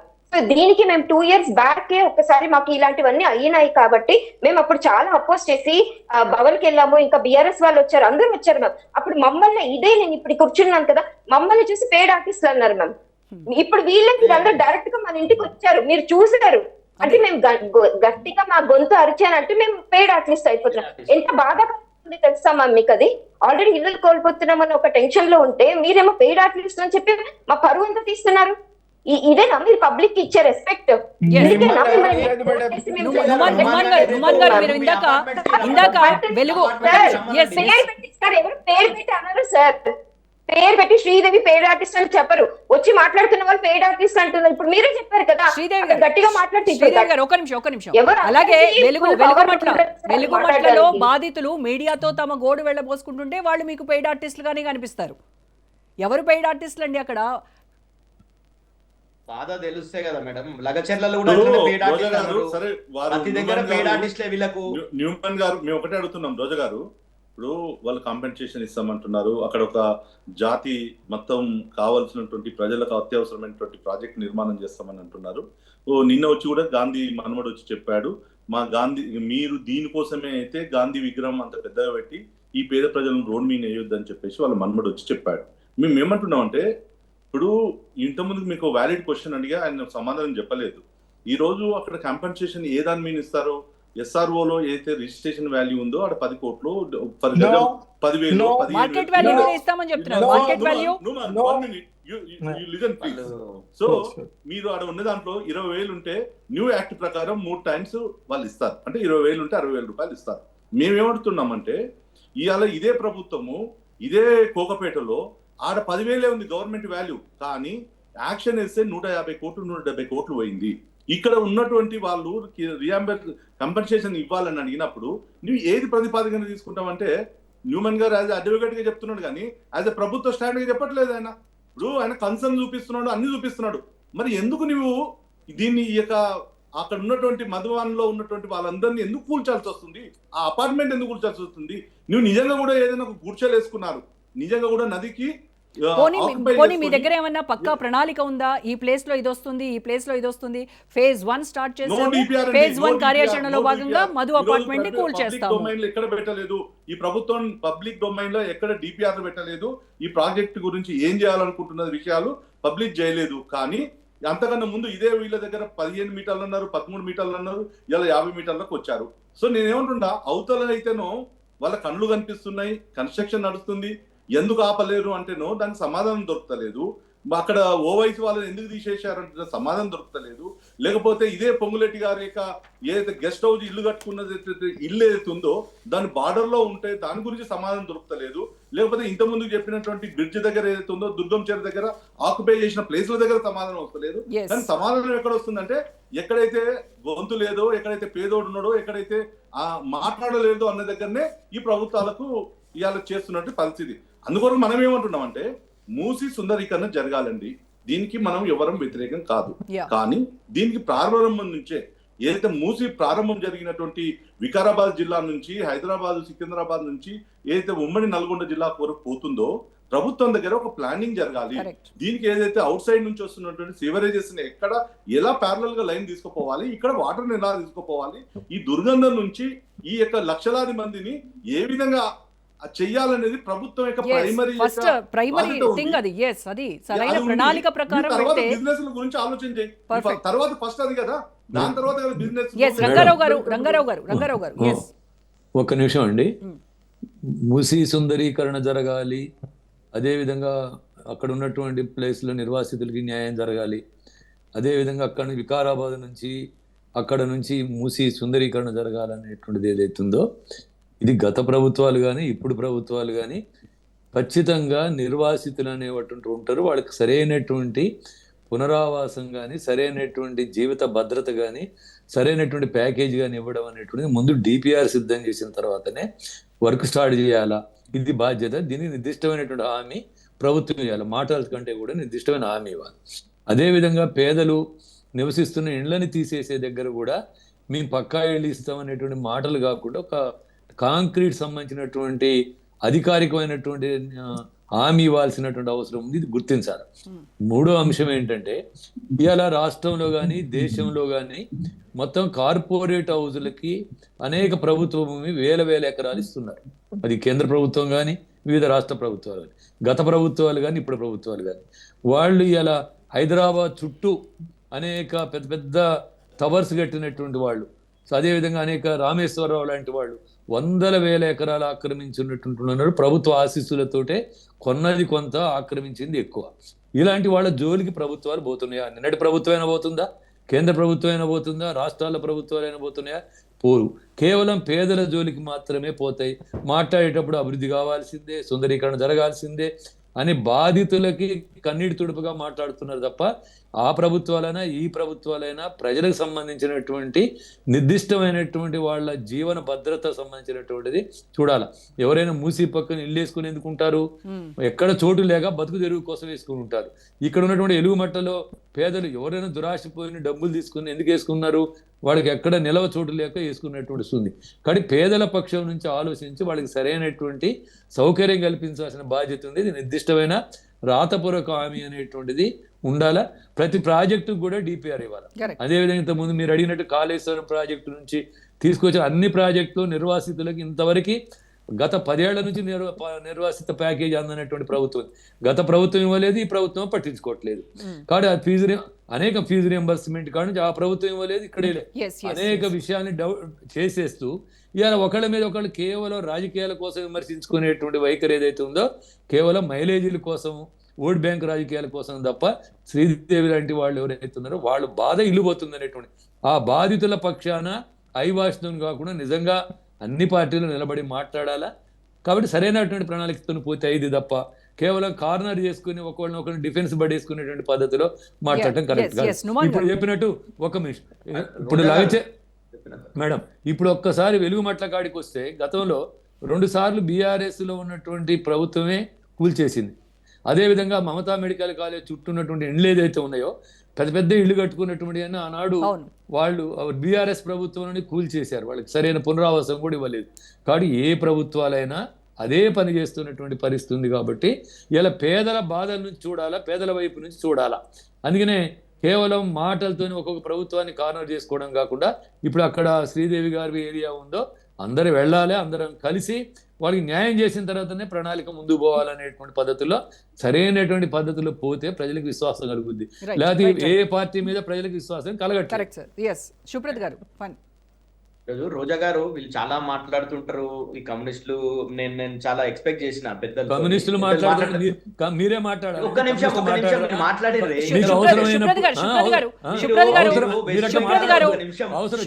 నువ్వు అందరికంటే ఎక్కువ అబద్ధాలు మాట్లాడుతున్నావు.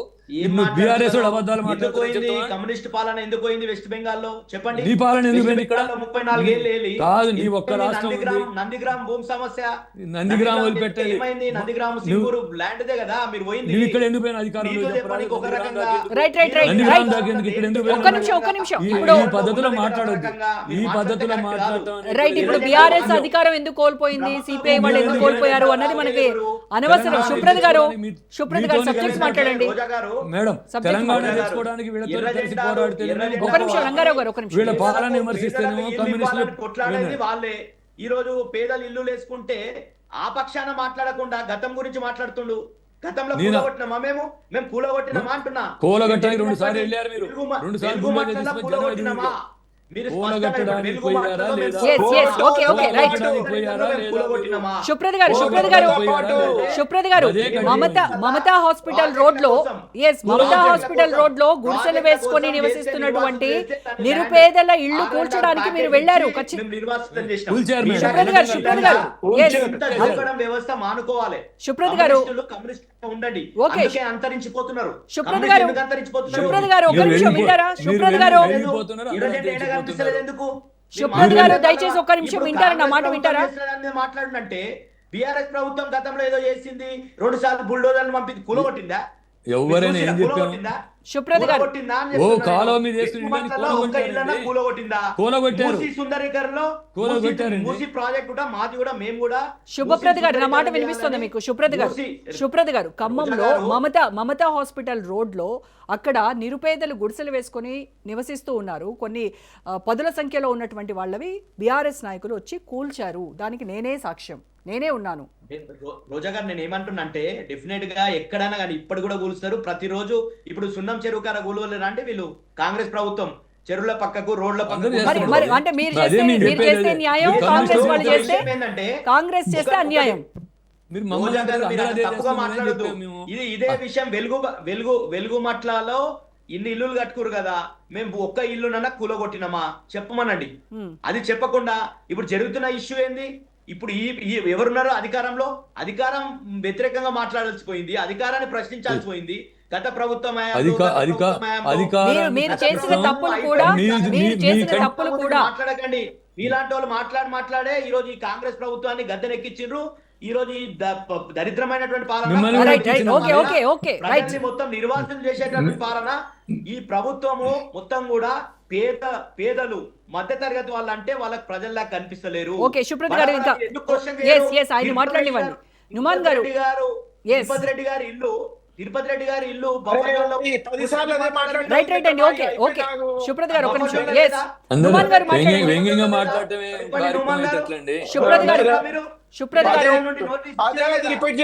సుప్రత్ గారు ఒక నిమిషం అండి. సుప్రత్ గారు మీరు ఒక నిమిషం ఆగాలి. నుమాన్ గారు సుప్రత్ గారు మీరు ఒక నిమిషం ఆగాలి దయచేసి. నుమాన్ గారు మాట్లాడండి. నేను ఒకటే విషయం చెప్పదలుచుకున్నాను. ఈ 2 ఇన్సిడెంట్స్ ఏదైతే చూస్తున్నారో ఈ 2 ఇన్సిడెంట్స్ కూడా ప్రజలకి అంతిమంగా కామ్రేడ్ మిత్రులు ఇంతక మాట్లాడినట్టు ప్రజల కోణాన ఎవరైతే విక్టిమ్స్ ఉన్నారో, ఎవరైతే బాధితులు ఉన్నారో వారి కోణాన చూసేసి వారికి మేలు ఏ రకంగా చేయాలో ప్రభుత్వం డెఫినెట్ గా ఆలోచన చేస్తుంది. ప్రభుత్వం డిస్కషన్ చేసేసి వారికి కావాల్సినటువంటి ప్రతి ఒక్కటి వారిని నెరవేరుస్తుందని చెప్పేసి నాకు బలమైన నమ్మకం ఉంది. ఇది ప్రజాపాలన ఉంది. ఇది రాచరిక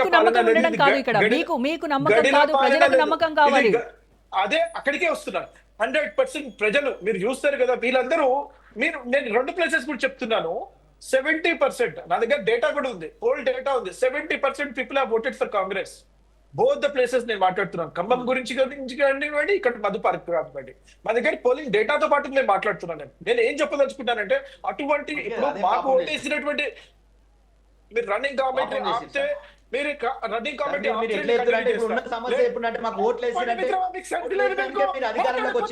ఒక్క నిమిషం సుప్రత్ గారు ఒక్క నిమిషం. మీకు ఓట్లు వేసినటువంటి వాళ్ళని ముంచుడు మీ నాన్సెన్సా? ఏంది నాన్సెన్స్? సుప్రత్ గారు ఒక్క నిమిషం ఆగండి. సుప్రత్ గారు ఆయన ఏం చెప్తున్నారు? మాకు ఓట్లు వేశారు కాబట్టి వాళ్ళ పట్ల మాకు కన్సర్న్ ఉంది, ఖచ్చితంగా న్యాయం చేస్తాం అనేది ఆయన ఉద్దేశం. 100% మేడం వారికి న్యాయం జరుగుతుంది. వారికి ప్రతి ఒక్క యాక్ట్ లో ఉన్నటువంటి ప్రతి ఒక్కటి మేము ఫుల్ఫిల్ చేయబోతున్నాము. వారికి కావాల్సినటువంటి ఈ రోజు ప్రకాష్ గౌడ్ మా ఎమ్మెల్యే, రాజేంద్ర నగర్ ఎమ్మెల్యేగా ఉన్నటువంటి ప్రకాష్ గౌడ్ గారి దగ్గరికి వారి యొక్క టీం మొత్తం వచ్చింది. అక్కడ ఇనిషియల్ డిస్కషన్ స్టార్ట్ అయినాయి. ఆ తర్వాత మళ్ళీ డిస్కషన్ జరుగుతుంది. ముఖ్యమంత్రి వారు కేబినెట్ లో కూర్చొని ఏం చేయాలని చెప్పేసి 100% వారు ఫైనల్ డెసిషన్ తీసుకుంటారు. తొందరపాటు పడాల్సిన అవసరం లేదు, టెన్షన్ తీసుకోవాల్సిన అవసరం లేదు. 100% we're going to save each and everybody. ఓట్లేని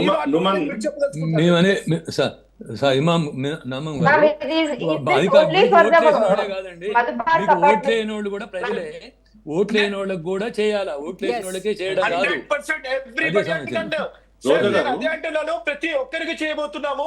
Yes. దీంట్లో రోజా గారు. మాకు వేసినటువంటి వారికి ఇంకా చేయాలి కాబట్టి మా మీద రోజా గారు. ప్రైమరీ Yeah, yeah, రెస్పాన్సిబిలిటీ ఉంటుంది కాబట్టి we will Oh. fulfill అంటున్నాను నేను. Yes, ప్రభుత్వం ఫర్ ద పీపుల్ అండి, ఇక్కడ ఒక నాట్ ఏ clarity ఓటర్స్. కావాలి ma'am. Srivalli ma'am, vote please చేసిన నాకు వాళ్ళకే ఇక్కడ ఒక ప్రభుత్వం క్లారిటీ కావాలి. ఓకే ప్రభుత్వం అంటే ప్రజల కోసం. ఓకే శ్రీదేవి ప్రజల గారు అందరూ శ్రీదేవి మీ గారు వాళ్ళే. శ్రీదేవి గారు చెప్పండి. మ్యామ్ ఇక్కడ ఒక క్లారిటీ కావాలి నాకు. ఇప్పుడు వీళ్ళు చెప్తున్న ప్రకారం మూసీ ప్రాజెక్ట్ అనేది ఫేజ్ 1A ఫేజ్ 1B అంటున్నారు. ఫేజ్ 1B లో గాంధీపేట నుంచి బాపుగఢ్ దాకా అవుతుంది. సో ఇప్పుడు వీళ్ళు మాట్లాడుతున్న ప్రకారం కాంపన్సేషన్ ఇది మాట ఏదేదో చెప్పి ఇచ్చేస్తున్నారు. సో ఇది is this only issue is only for Madhu park? ఎందుకంటే మా ఒక పోరాటం అనేది it's not only about the Madhu park ma'am. Correct. ఈ మొత్తం స్ట్రెచ్ ఎన్ని వేల హౌసెస్ ఉన్నాయి తెలుసా? ఇలాంటి మధు పార్క్ లాంటివి 2 అపార్ట్మెంట్స్ మా స్ట్రెచ్ లోనే ఉన్నాయి మ్యామ్. అలాంటి కాలనీస్ ఎన్నో కాలనీస్ ఉన్నాయి తెలుసా? ఎన్నో హై రైస్ మంచి మంచి కాలనీస్ ఉన్నాయి తెలుసా? ఇప్పుడు మా మేడం. పోరాటం అనేది ఒట్టి అదొక్కటే కాదు మ్యామ్, ఇది Yeah. మొత్తం స్ట్రెచ్ కి. సో ఇప్పుడు నాకు మేడం. డౌట్ ఏంటంటే నుమాన్. కాంపన్సేషన్ అని చెప్తున్నారు కాదు, వీళ్ళు కాంపన్సేషన్ అని చెప్తున్నారు. మాకేంటంటే అస్సలకి నమ్మకం అనేది లేదు మ్యామ్. ఎందుకంటే Yes. ఇప్పుడు చూసారంటే తెలంగాణలో ఎన్నో ఇష్యూస్ జరుగుతున్నాయి, ఎన్నో ఇష్యూస్ జరుగుతున్నాయి. వేటికి డబ్బులు లేదంటున్నారు. మాకు కాంపన్సేషన్ ఇవ్వడానికి ఎక్కడి నుంచి వస్తుంది మేడం వీళ్ళకి డబ్బులు? Valid అదే question. కదా మాకు మా Valid పోరాటం question. భయము. Valid అలాగే question. రాత్రి మ్యామ్ ఇక్కడ ఒకటి నాకు ఇంకా చాలా వ్యాలిడ్ ఇది ఉంది. ఏంటంటే ఇప్పుడు మీరు చూసిన హైడ్రా అనేది ఇది ఎలా ఉందంటే నోటీస్ ఇచ్చిన రాత్రికి ఎప్పుడో ఒకటి వచ్చి కొట్టేస్తున్నారు. ఇప్పుడు మా విషయంలో ఇలాంటి జరగవని ఎలాంటి ఏ నమ్మకం? guarantee? ఈ నమ్మకం ఎవరైనా వచ్చి ఒక్క ఆఫీషియల్ మీట్, ఒక్క కాంగ్రెస్ వాళ్ళ ఆఫీషియల్ మీట్, హైయర్ ఆఫీషియల్స్ అంటున్నారు, వాళ్ళు వచ్చి ఒక్క ప్రెస్ మీట్ పెట్టేసి మీకు ఎలాంటి బుల్డోజర్స్ రావు, మీ ఇళ్ళకి ఎలాంటి ప్రాబ్లం కావు, ఈ మొత్తం డిస్కషన్స్ అయ్యాకే So, official తర్వాత ఏదైనా announcement. డిసిషన్ తీసుకుంటారో Yes. అఫీషియల్ అనౌన్స్మెంట్ ఇప్పుడు from the official government announcement. కావాలి. Yes. ఇప్పుడు ఎలాంటి- రోజా గారు. They are ఇప్పుడు demanding ఎలాంటి official decisions announcement కూడా from the government. నుమాన్ గారు. Not ఎగ్జాక్ట్లీ నాట్ చిన్న వాళ్ళు మ్యామ్, చిన్న పెద్ద హైరస్ ఈవెన్ సీఎం సార్ వచ్చి మాకు Yes. కాన్ఫిడెంట్ ఇవ్వాలి. అప్పుడు మేము మా పోరాటం ఆపుతాం. రోజా గారు, సీఎం సుమన్ గారు గారు, మీరు చెప్పేది మీరు కొద్దిగా మాట్లాడడానికి వినండి. ఇప్పుడు మీరేం చెప్తున్నారంటే మీరు యాజ్ ఏ పార్టీ లీడర్ చెప్తున్నారు, కానీ 6 రోజుల నుంచి వాళ్ళ యొక్క మనోవేదన ఏందనేది మీరు ప్రాక్టికల్ గా రేపు మీ యొక్క పిసిసి ప్రెసిడెంట్ తీసుకొని పోయి అక్కడ వాళ్ళ మనోవేదన వినండి. ఈ రోజు రాత్రికి ఒకరు ఆఫీసర్ వచ్చి పొద్దుగాల గులగొడతామంటున్నారు, మీరు సమాన్ తీసుకుపోవాలంటున్నారు. అవును. మీకు ఒకవేళ ఇప్పుడు ఖాళీ చేయకపోతే మీకు ఇచ్చే కాంపెన్సేషన్ ఇవ్వమంటున్నారు. మీరు ఈ రోజు మా మాట వినకపోతే, సంతకం పెట్టకపోతే మీరు రోడ్ మీద పడిపోతా అని ఇన్ని రకాలుగా థ్రెటనింగ్ ఎందుకు చేస్తున్నారు? ఫస్ట్ పాయింట్, మీరు మీ అధికారులను పంపి ఎందుకు థ్రెటనింగ్ చేస్తున్నారు? First point. రెండో పాయింట్ మీరు గుర్తుపెట్టుకోండి, కంపెన్సేషన్ విషయంలో మీకు ఒక చిన్న ఎగ్జాంపుల్ చెప్తా. జడ్చల దగ్గర పాలమూరు రంగారెడ్డి ఇంతవరకు ప్రాజెక్ట్ కట్టలే కానీ ల్యాండ్లు గుంజుకున్నారు. దాని పక్కన ఉన్నటువంటి మొత్తం సరౌండింగ్ ఈజ్ 30 నుంచి 60 లక్షలు పర్ ఎకరు మార్కెట్ వాల్యూ ఉంది. కానీ బుక్ లో ఎంత ఉంది? ఎస్ఆర్ఓలు అంటే 1,50,000 రూపాయలు ఉంది. నేను విక్టిమ్ను. నేను 5 ఎకరాలు 6 లక్షలు పెట్టి కొనుక్కుంటే 8 ఏళ్ల తర్వాత నాకు ప్రభుత్వం ఇచ్చింది 5.5 లక్షల దాకా ఇచ్చింది. సో నేను ఏమంటున్నా, ఈ ప్రభుత్వం కాంపెన్సేషన్ ఎక్కడిస్తుంది, ఎట్లిస్తుంది, ఎవరికి నమ్మకం లేదు. అసలు ఇక్కడ వరకు ఎందుకు? ఇవాళ 61 సంవత్సరాలు 32 ఏళ్ళు ప్రభుత్వంలో పనిచేసి, ప్రభుత్వం పైసలు కాదు, వాని కష్టార్జితమైనటువంటి జీపీఎల్లో డబ్బులు దాచిపెట్టుకుంటే ఇవాళ నేను ప్రభుత్వం ఇవ్వాల్సినటువంటి డబ్బులు ఇవ్వలేని పరిస్థితులు ఈ ప్రభుత్వం ఉంది. రేపు వీళ్లకు మీరు ఏ విధంగా ఇస్తారనేది రైట్. అదే క్వశ్చన్ అడిగారు శ్రీదేవి గారు. అది చాలా లెజిటిమేట్ క్వశ్చన్. వారు ఏదైతే అడుగుతున్నారో దాంట్లో న్యాయం ఉంది, తప్పలేదు దాంట్లో. నేనేం చెప్పదలుచుకుంటానంటే మేడం, పబ్లిక్ నోటీస్ ఇచ్చేసేసి ఏదైతే సర్వే నెంబర్స్ ఉన్నారో ఆ ప్రతి ఒక్క సర్వే నెంబర్ లిస్ట్ చేయడం జరిగింది. ఎవరెవరిది ఎంతెంత పోతుందని చెప్పేసి న్యూస్ పేపర్స్ లో వచ్చింది. నేను చెప్పడం కాదు ఇది. ఏదైతే పోతుంది, ఆ అపార్ట్మెంట్ పోతుందా, ఈ అపార్ట్మెంట్ పోతుందా కాదండి, అపార్ట్మెంట్స్ కాదండి. అక్కడ పర్పస్ గురించి ఏదైతే ల్యాండ్ ఎక్విజిషన్ జరగాలో దాన్ని ప్రతి ఒక్కటి తెలపడం జరిగింది. Palamuru Rangareddy lift irrigation project కానివ్వండి, కొడంగల్ లిఫ్ట్ ఇరిగేషన్ ప్రాజెక్ట్ గురించి ఏదైతే మరి మాట్లాడుతున్నారో శ్రీవర్ధన్ రెడ్డి గారు, 100% land acquisition is a long process. అదొక ప్రాసెస్ అండి. అది ఈ రోజు స్టార్ట్ అయ్యే రేపు కంప్లీట్ అయ్యే ప్రక్రియ కాదండి. దానికి మల్టిపుల్ స్టెప్స్ ఉన్నాయి. దానికి కావాల్సినటువంటి పర్పస్ పరంగా వారి యొక్క కంపెన్సేషన్ ఇవ్వడం జరుగుతుంది. నేను వారైతే మాట్లాడుతున్నారో ఈ మూసీ రివర్ డెవలప్మెంట్ అథారిటీ గురించి వారైతే మాట్లాడుతున్నారో దీనికి కావాల్సినటువంటి కంపెన్సేషన్ 100% ప్రభుత్వం ఇస్తుంది. దానికి నిర్దిష్టమైన ఒక బడ్జెట్ అలొకేట్ చేయడం జరిగింది. మీరు ఇక్కడ నోటీస్ చూసారంటే MRDCL ఇచ్చింది ఈ ల్యాండ్ అక్విజిషన్ చేయడానికి TDR సిస్టమ్ అనేసి. ఎక్కడుంది సార్ 2013 యాక్ట్ గానీ లేదంటే normal as per the market value మనకు కంపెన్సేషన్ ఇస్తారని ఇక్కడ ఉన్నది TDRs ఏం చేసుకోవాలి? ఇప్పుడు ఇది ఏం పేపర్ ఉందో ఈ పేపర్ చింపితే ఎలా వస్తుందో నా TDRs కూడా అంతే పనికి వస్తుంది నాకు. అంటే మీకు లా తెలియదు కాబట్టి మీకు లా TDRs గురించి నేను చెప్పట్లేదు, ఇది చెప్తాను. మేడం నేను చెప్తున్నాను madam and let me answer you. Please understand, this is a land acquisition process. Land acquisition process జరుగుతున్నప్పుడు దానికి యాక్ట్ ని తీసుకొచ్చేసి ఇక్కడ రాయాల్సిన అవసరం లేదు. That's a general rule. ఒక ల్యాండ్ అక్విజిషన్ జరుగుతున్నప్పుడు దాని యొక్క యాక్ట్ దానికి అప్లికబుల్ ఉంటుందండి. మళ్ళీ ఆ ల్యాండ్ యాక్ట్ తీసుకొచ్చేసి 23rd right fair compensation why your published మేము ల్యాండ్ అక్విజిషన్ చేసుకుని TDRలు ఇస్తామని చెప్పేసి మీరు ఎందుకు దాంట్లో నోటీస్ చేశారు? అది చెప్పండి. నేను ఏం చెప్తున్నాను అని అంటే శ్రీవర్ధన్ రెడ్డి గారు, let us not mislead them. They are already under stress. No, we are not misleading. Please. I'm అడుగుతుంది ఒక బాధితురాలు క్లారిఫికేషన్ క్వశ్చన్ కు చెప్పండి. మేడం శ్రీదేవి గారు, మిమ్మల్ని కన్సల్ట్ చేయడం జరుగుతుంది. మీరందరి కన్సెంట్ తీసుకున్న తర్వాతే దానిని తీసుకోవడం జరుగుతుంది. అప్పటి వరకు బలవంతంగా ఎవరిని కూడా హైడ్రా అనేది FTL బఫర్ జోన్స్ అనేవి ఇల్లీగల్ కన్స్ట్రక్షన్ జరిగినవి. ఎందుకు కాంగ్రెస్ నేతలు వెళ్ళి వాళ్ళని బెదిరిస్తూ ఉన్నారు?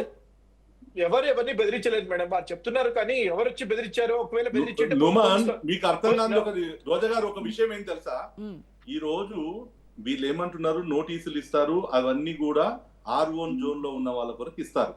మొన్నటి వరకు ఇదే ఏదైతే ఇక్కడ ఉన్నటువంటి బఫర్ జోన్ అని చెప్పుకున్నటువంటి ప్రభుత్వం 15 మీటర్లు 30 మీటర్ల నుంచి 50 మీటర్ల కానీ ఈ రోజు రాత్రి బఫర్ జోన్ గా డిక్లేర్ చేసింది. సో వన్స్ బఫర్ జోన్ అయిన తర్వాత మీరు ఎవరికి నోటీసులు ఇవ్వరు. ఇవాళ హైడ్రా చేస్తున్నది ఏంది, రాకపోతే వచ్చి పొద్దుతుంది. ఎక్కడ నోటీసులు లేవు బఫర్ జోన్ లో ఇల్లీగల్ అనే దాంట్లో నోటీసులు మీరు చేస్తున్నది కదే అంటున్నా. దానికి ప్రజలు కోరుకుంటున్నది ఏంటంటే మీరు ఎంత కన్విన్స్ చేసినా కాదు, లా చెప్తే కాదు, యాక్షన్ కావాలి. అలా ఆమె చెప్తున్నది ఏంటంటే మా లాంటి ఒక 2 అపార్ట్మెంట్లు కాదు, ఈ నుంచి నువ్వు ఏదైతే అనంటే ఎండ్ అయ్యేటటువంటి నల్గొండ సూర్యాపేట జిల్లా వరకు ఏదైతే ఉన్నాయో ఈ అన్నింటికి కూడా మీరు న్యాయం చేయమని అడుగుతుంది. దానికి పాలసీ చెప్పబడుతుంది. ట్రూ శ్రీవర్ధన్ రెడ్డి గారు, వారు ఏదైతే మాట్లాడుతున్నారు ప్రభుత్వానికి మ్యానిఫైడ్ ఇంటెన్షన్ ఎక్కడ లేదండి. మేము మిమ్మల్ని కావాలని ఇబ్బంది పెట్టాలని చెప్పేసి 50 మీటర్స్ కి ఏదైతే పెంచామని చెప్పేసి ఏదైతే ప్రతిపక్షాలు ఆరోపణ చేస్తున్నారో దాంట్లో నిజం లేదండి. నేను ఒకటే విషయం చెప్తున్నాను, వీరిని కంపెన్సేషన్ ఇచ్చిన తర్వాత వీరికి కంపెన్సేషన్ మేడం శ్రీదేవి గారు మీకు కంపెన్సేషన్ ఇచ్చిన తర్వాతనే మీకు అక్కడ ఎక్విజిషన్ జరుగుతుంది. మీరు చెప్పడం కాదు, అది అఫీషియల్ అనౌన్స్మెంట్ కావాలి గవర్నమెంట్ నుంచి.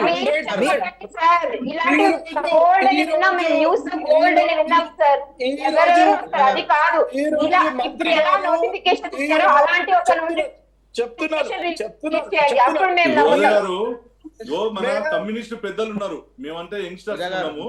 మీరు రేపు వారు పెద్దలు ఏడున్నారు, ఖమ్మంలో ఉన్నారో హైదరాబాద్ లో ఉన్నారో, మీరు ఒక మీడియా వాళ్ళుగా మీరు బాధ్యత తీసుకొని మేము పొలిటీషియన్ గా వారు కూడా వస్తారు. నుమన్ గారు PCC ప్రెసిడెంట్ తీసుకొని వచ్చి ఈ విషయాల డిస్కషన్ చేద్దాము. మీరు మీ అద్భుతమైనటువంటి పట్టిమతో చేస్తున్నారు. ఒక విషయం మీరు ఇప్పుడు ఏదైతే చెప్పారో, బాధితుల పక్షాన నోటీసులు ఇచ్చినా భయపడాల్సిన పని లేదు, కంపెన్సేషన్ ఇచ్చిన తర్వాతనే మీరు గవర్నమెంట్ గా అఫీషియల్ గా ప్రకటన ఇవ్వండి. మీ PCC ప్రెసిడెంట్ అనేది కూడా పార్టీ ప్రతినిధి కాబట్టి అఫీషియల్ గా కలెక్టర్ నమ్మకం వీళ్ళ మాటలకు చేతలకు పొంతన ఉండదు అనేది మనం 6 గ్యారెంటీలో చూసుకున్నాం, 420 హామీలో చూసుకున్నాం. కాంగ్రెస్ అధికారంలోకి రాగానే 100 రోజులు అన్ని చేస్తామని గ్యారంటీ కార్డులు ఇచ్చిండ్రు. అవి ఇప్పటి వరకు అడ్రస్ లేవు. 2 లక్షల ఉద్యోగాల అడ్రస్ లేవు. రైట్ అండి, ఓకే. ఇప్పుడు నేను ఇందాకే చెప్పాను, ఈ బఫర్ జోన్ ఈ 420 హామీల గురించి, వాళ్ళ వాటి అమలు తీరు గురించి మనం ఇంకొక రోజు బిగ్ డిబేట్ పెట్టుకొని మారదాన్ దానిలో మాట్లాడితే చాలా తీయగా మాట్లాడుతున్న నుమన్ గారు గాని తేనె పోసినటువంటి కత్తుల్లాగా కాంగ్రెస్ ప్రభుత్వం చేస్తుంది. కాబట్టే ఈ రోజు ప్రజలందరూ, ఈ రోజు శ్రీదేవి గారు కావచ్చు, శ్రీదేవి అపార్ట్మెంట్లు ఉన్నటువంటి వాళ్ళందరూ కూడా భయపడుతున్నారు. ఏ రాత్రి హైడ్రా పేరు మీద మాకు బుల్డోజర్ వస్తాయనే భయంతో ఉన్నారు. కాబట్టి తప్పకుండా ఈ ప్రభుత్వ వ్యతిరేక ప్రజా వ్యతిరేక కార్యక్రమాలకు 100% గా బీఆర్ఎస్ పార్టీ వీళ్ళ ప్రజల పక్షాన ఉంటది. మేము వాళ్ళకి ధైర్యం చెప్తున్నాం. మొన్న కూడా హరీష్ రావు గారు, సబితా ఇంద్రారెడ్డి గారు పోయినరు, మా కేటీఆర్ గారు కూడా వస్తారు. 100% బీఆర్ఎస్ పార్టీకి సంబంధించిన కుటుంబ సభ్యులంతా కూడా మీకు తోడుగా ఉంటాం. ఈ ప్రభుత్వం ఎప్పుడు ఏది వ్యతిరేకంగా ఇంతకుముందు కూడా హైడ్రా పేరు మీద ఇట్లా రైట్ సుప్రత్ గారు, ఎస్ టైం పర్మిట్ చేయదు మనకి. Thank you so much Suprath Patel గారు, శ్రీవర్ధన్ రెడ్డి గారు, రంగారావు గారు, శ్రీదేవి గారు, థ్యాంక్ యూ సో మచ్ అండి. రైట్, ఇది వాటి special debate. Stay tune to Raj news.